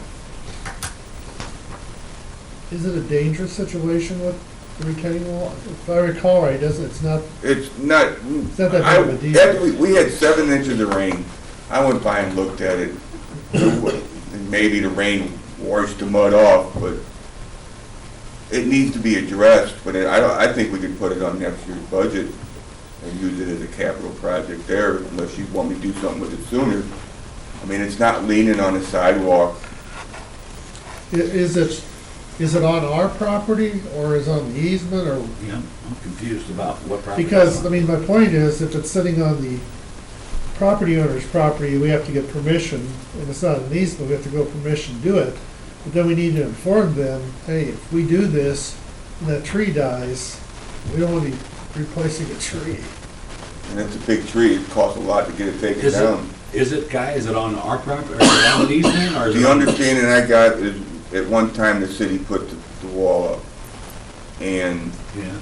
when they widened the street and made the sidewalk in, put the sidewalk in, that's when, because it's a hillside, that's when they put the retaining wall up. But it appears to be on private property. But it appears It's to at be, the back of the it appears to be sidewalk. on private property, so there's more involved than just us. Yeah, going there in would and have to getting be them an all. agreement with the homeowner, A, that if the tree dies, Sure. the tree dies, and then I think moving forward, that this is the last time that the city would have any responsibility for it, because technically, even though the only responsibility at this point that we can identify in any records or from talking to anybody who's here is that the city put that in when they built the sidewalk. So And I think if we get an agreement, get it taken care of one time, it's over with, but the agreement has to have a provision in case the tree dies or whatever, that's not our obligation. What about, it seemed like I remember, and this was years ago, and we had a couple issues like this where it was, whether it was on private property or whatever. But what about doing a 50-50 with the landowner? That way they've got some skin in the game. And, you know, because the thing is, we go in there and we say, okay, we do it. They say, okay, now anything in the future you're responsible for. Well, they sell the property, then all of a sudden we have another issue with the new owners. And it seemed like I said, when I was on a previous board, and I don't know if you remember, Gary, it seemed like we had a couple things like that come up. And it seemed like we requested the landowners to go 50-50 with us on these projects. Again, I don't know if you can find any paperwork on it or any proof, but I seem to remember that happening before. So, well, I think we could approach the homeowner with that as what the city's willing to do. especially if we're going to put block there, you know, because that block is. And that's another question, if that's what the homeowner would want. Well, I wouldn't put tie wall. Well, absolutely, no, I wouldn't put them up in my house, so I wouldn't. But the point you're making is it's on his property, so Right. they're absolutely gonna have to be involved. If the tie wall goes, We can't shade the hill back too far, no trees are in the way.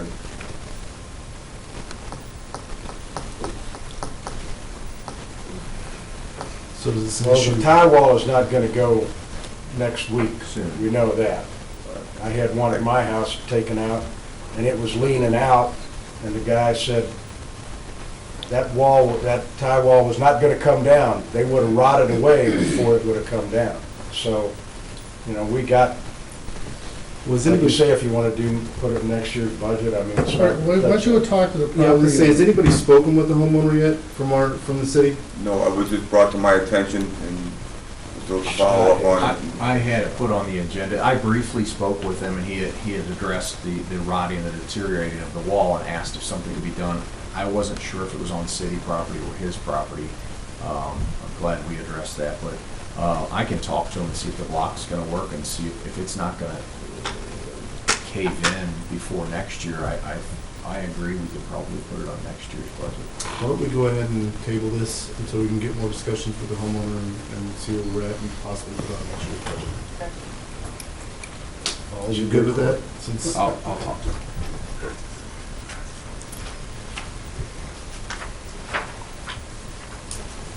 All right, anything else? No, I have. All right, thanks, Mr. Junior. Next, we'll hear from Interim Chief Lieutenant Larry Eller. Good evening, Board. You have my monthly report if you have any questions about that.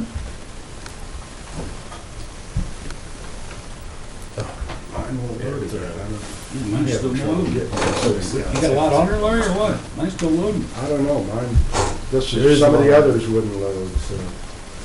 Here it is.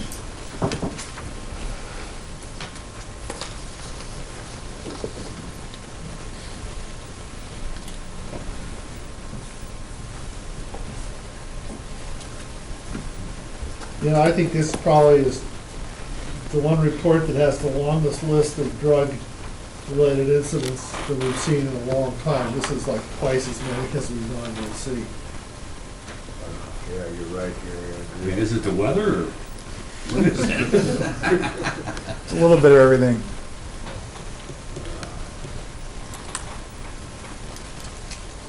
Well, some of it also shows that the officers understand when you pull something over, suspicious, how to look for stuff or ask questions.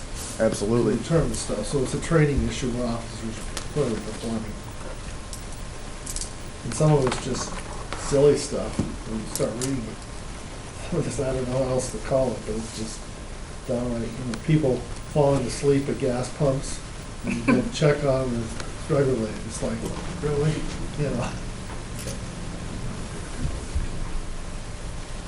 Any other questions or comments on the monthly police report? I didn't see any issues with it.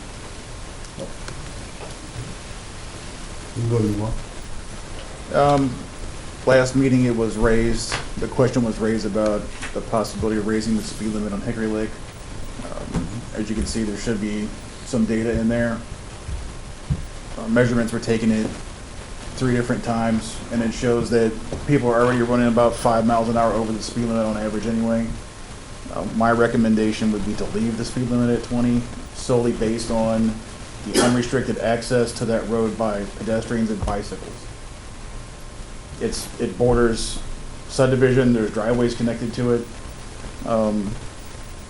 I drove it several times at 20 miles an hour, and it's 1 minute and 13 seconds to go from 47 to the first ballpark entrance.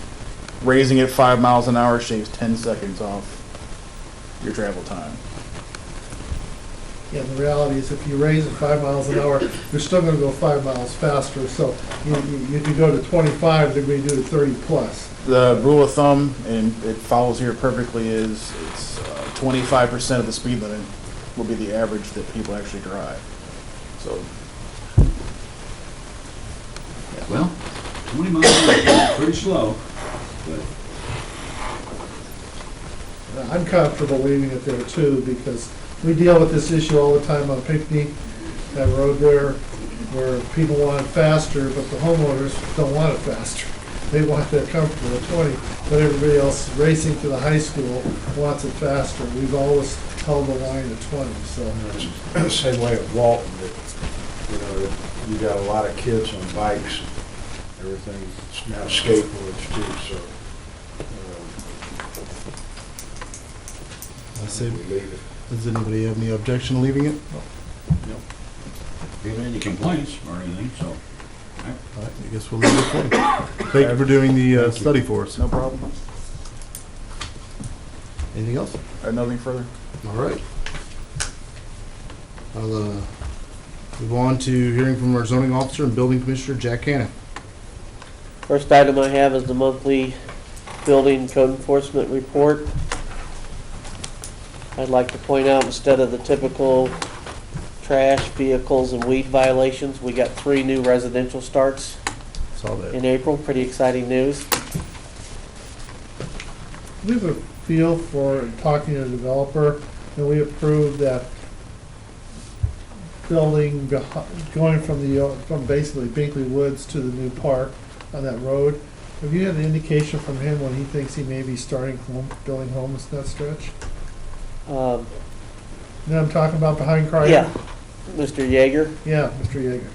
I believe he's working with Brandon, and they're in the process of getting their actual construction plans finalized so they can send them in for review and approval. Great. My retaining wall. But yeah, I think he's eager to get started. Yeah, because that would be exciting to start seeing something in that stretch, homes coming in that area. Any other questions or comments? All right, we can move on to the next topic. Next item I have is the site plan SP 112 approval request for the Express Liquor and Smokes 15. This will be on the bill later on the agenda. If I could, a few comments at this time. Express Liquor and Smokes in Washington was one of my accounts when I was still working in the liquor industry up until 2015. And if you really want to if anybody wants to really check out the kind of place they have, I highly recommend Washington. This is it's a showcase. It's one of the cleanest liquor stores I've ever dealt with, and I've dealt with all of them, from your big chains, Quick Trips, and all those, Dirt Cheap, and all those kind of things. So,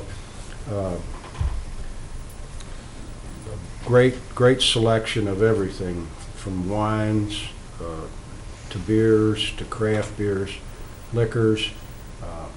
Price-wise, they're very competitive.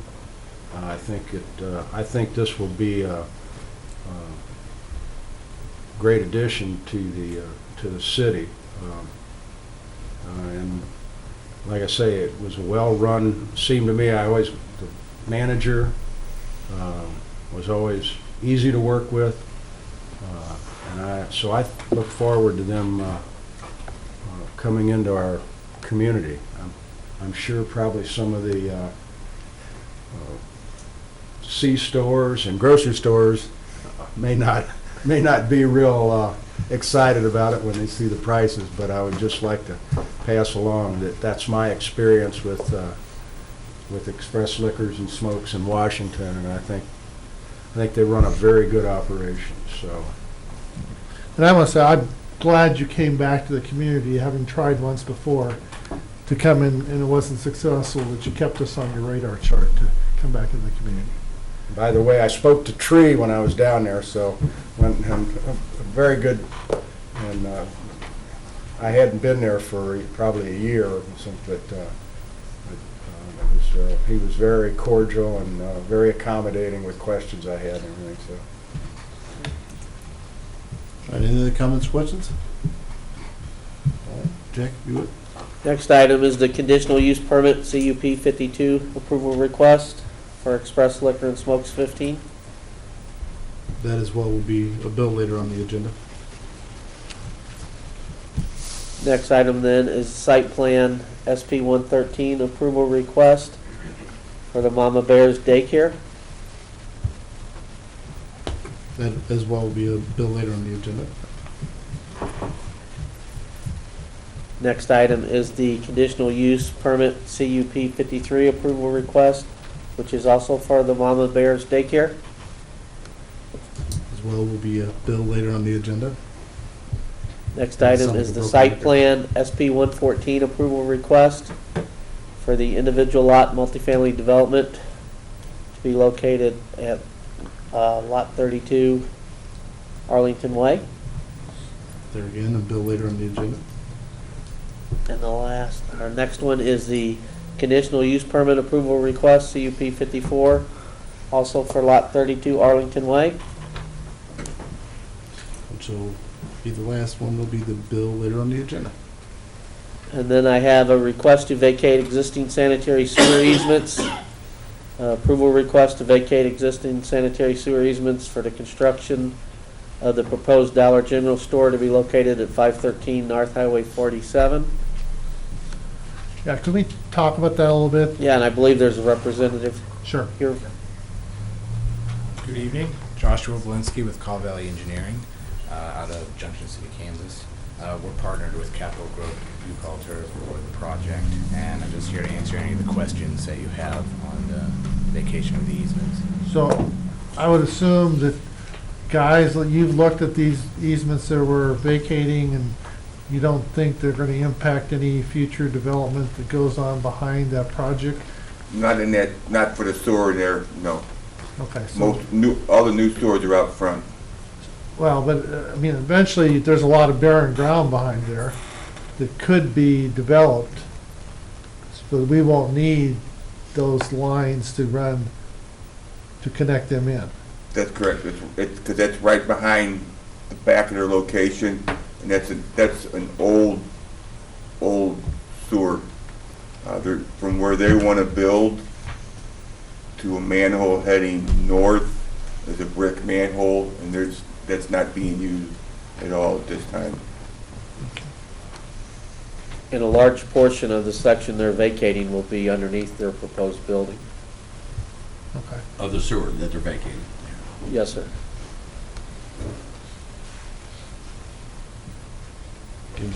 Any other questions? I have one question. What square footage store are you looking at putting there? I think it's a 9,100 square foot, 9,100. Okay. When do you anticipate coming to P&C? See, I believe we're almost ready to make a submittal. They're scheduled to be on the June June 1st Planning and Zoning Commission agenda. June 1st. Okay. And just to make sure, could you give me just a physical location? I think I know where this is. There's the White Ranch. Is that the house that is just north of that, or is the White Ranch being torn down? Just north of that. See, I house you're talking have about, that a vacant The location. little Right. house just Right. north Where of the Hell's Fire floors got will that be sign? demolished. Okay, so the White House will come down, White so House when you Yes. come to a P and Z, that's gonna be part of where the building is. You'll have the gonna full packet that shows the survey of what's there now and what they're proposing. sit. Okay, all right, just wanted to make sure. Any other questions or comments for this gentleman? No? Thank you. All right, I'll entertain a motion to approve the Need a report. motion. What? You need a motion. That's what I'll entertain a motion to approve the, Just making sure. entertain a motion to approve the request to vacate the existing sanitary sewer easement for the Dollar General site located at 513 North Highway 47. So moved. Second. Motion made by Alderman John Miller, seconded by Alderman Gary Miller.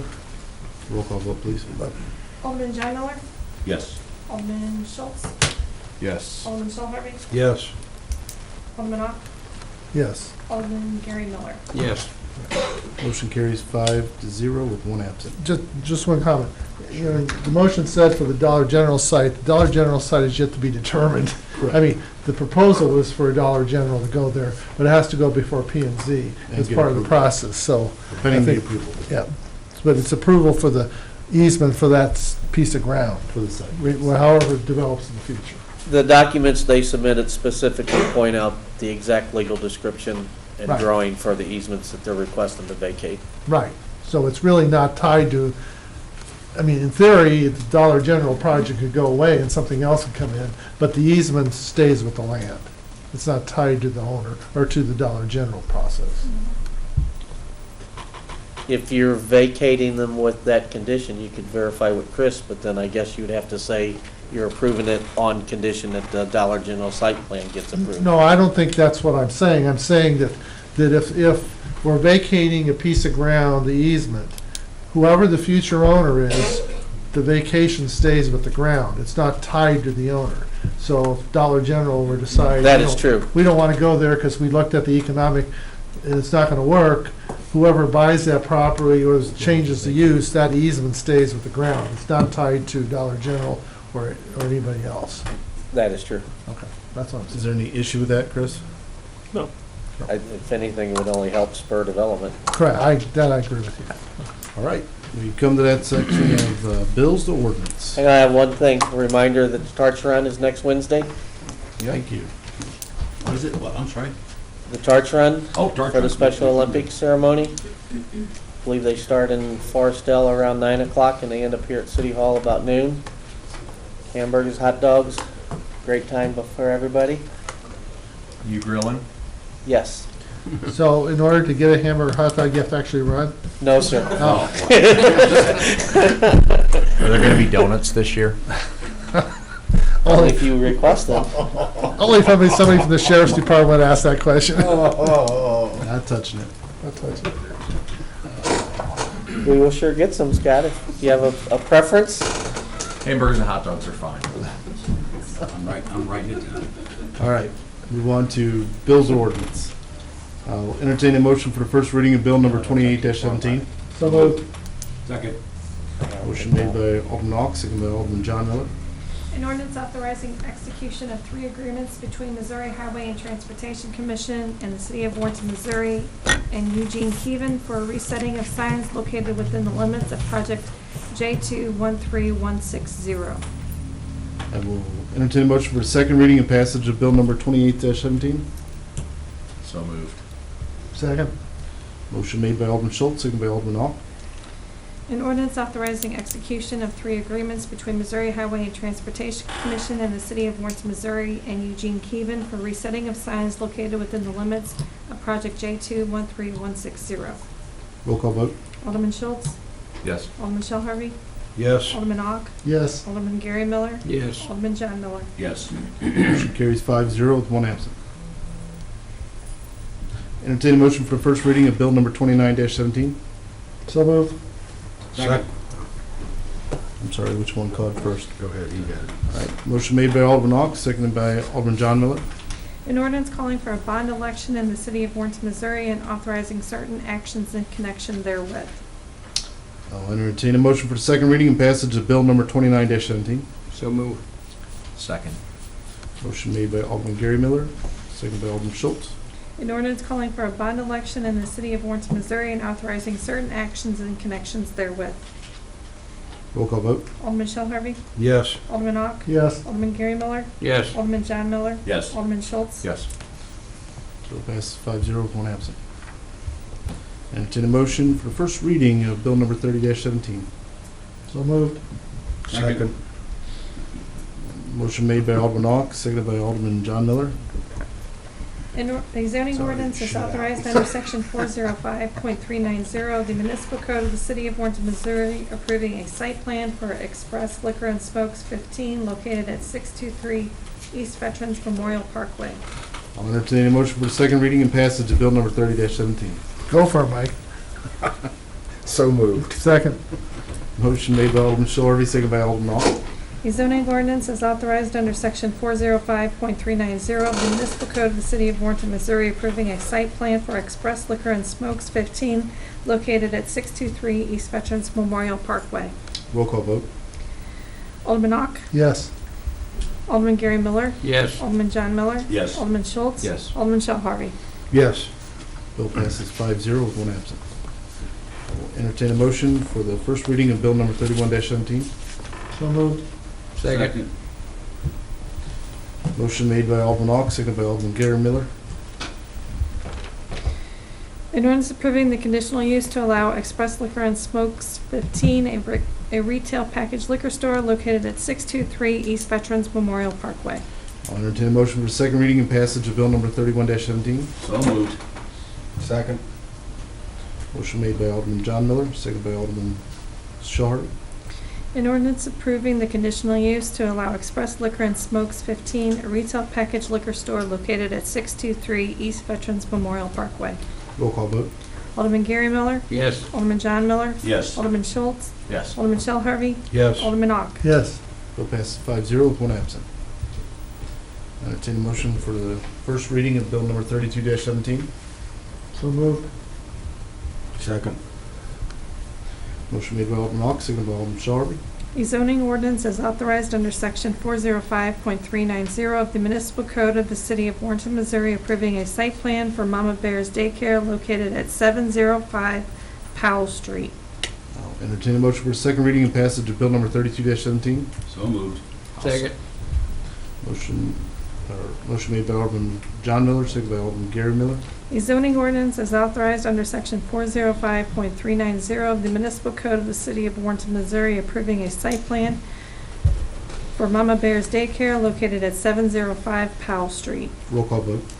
Alderman John Miller. Yes. Alderman Schultz. Yes. Alderman Shell Harvey. Yes. Alderman Ock. Yes. Alderman Gary Miller. Yes. Bill passes 5-0 with one absent. Entertain a motion for the first reading of bill number 33-17. So moved. Second. Motion made by Alderman Ock, seconded by Alderman Shell Harvey.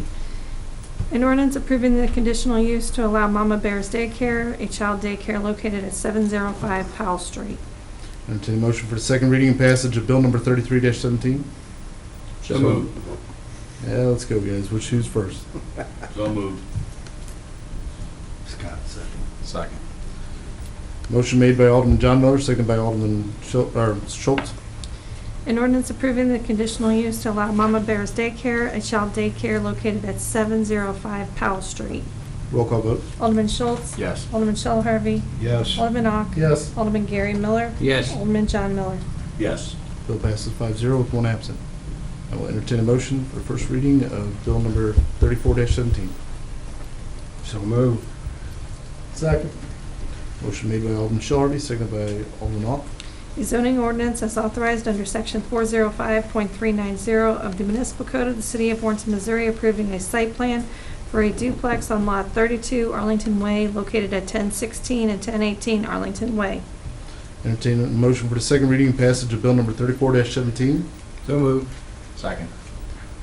Motion made by Alderman Gary Miller, and seconded by Schultz, okay. Alderman Schultz. A zoning ordinance is authorized under section 405.390 of the municipal code of the city of Warrenton, Missouri, approving a site plan for a duplex on lot 32 Arlington Way, located at 1016 and 1018 Arlington Way. Roll call vote. Alderman Shell Harvey. Yes. Alderman Ock. Yes. Alderman Gary Miller. Yes. Alderman John Miller. Yes. Alderman Schultz. Yes. Bill passes 5-0 with one absent. Entertain a motion for the first reading of Bill number 35-17. So moved. Second. Motion made by Alderman Ock, seconded by Alderman Schultz. An ordinance approving the conditional use to allow a duplex on lot 32 Arlington Way, located at 1016 and 1018 Arlington Way. Entertain a motion for second reading and passage of Bill number 35-17. So moved. Second. Motion made by Alderman Gary Miller, seconded by Alderman John Miller. An ordinance approving the conditional use to allow a duplex on lot 32 Arlington Way, located at 1016 and 1018 Arlington Way. Roll call vote. Alderman Ock. Yes. Alderman Gary Miller. Yes. Alderman John Miller. Yes. Alderman Schultz. Yes. Alderman Shell Harvey. Yes. Bill passes 5-0 with one absent. And I was thinking, Mr. Mayor, next time when you appoint Karen's replacement, I think it has to be somebody with the last name of Miller or Mueller. Just to make life interesting. No? I believe, Alderman Ock is not like you anymore. Before we actually adjourn, could I have you two gentlemen come up to the podium real quick, if you don't mind?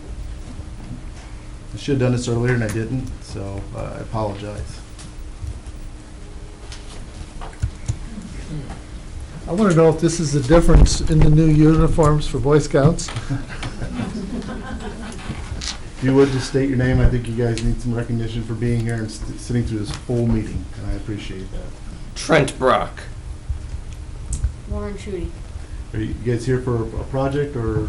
For a merit badge. Excellent. Well, I hope we achieved it for you. You suffered through it. Yeah, you suffered through it is one way to say it, yes. Guys, I really do appreciate you coming down and being a part of our meeting. So I just want to recognize you guys and thank you. Thank you. Thank you. Thanks, Mom and Dad, for letting me come down. Thank you very much. All right. I'll entertain a motion for adjournment of the board meeting. So moved. Second. We'll go with Alderman Schultz, seconded by Alderman Shell Harvey. All those in favor say aye. Aye. That is the majority, and we are so adjourned.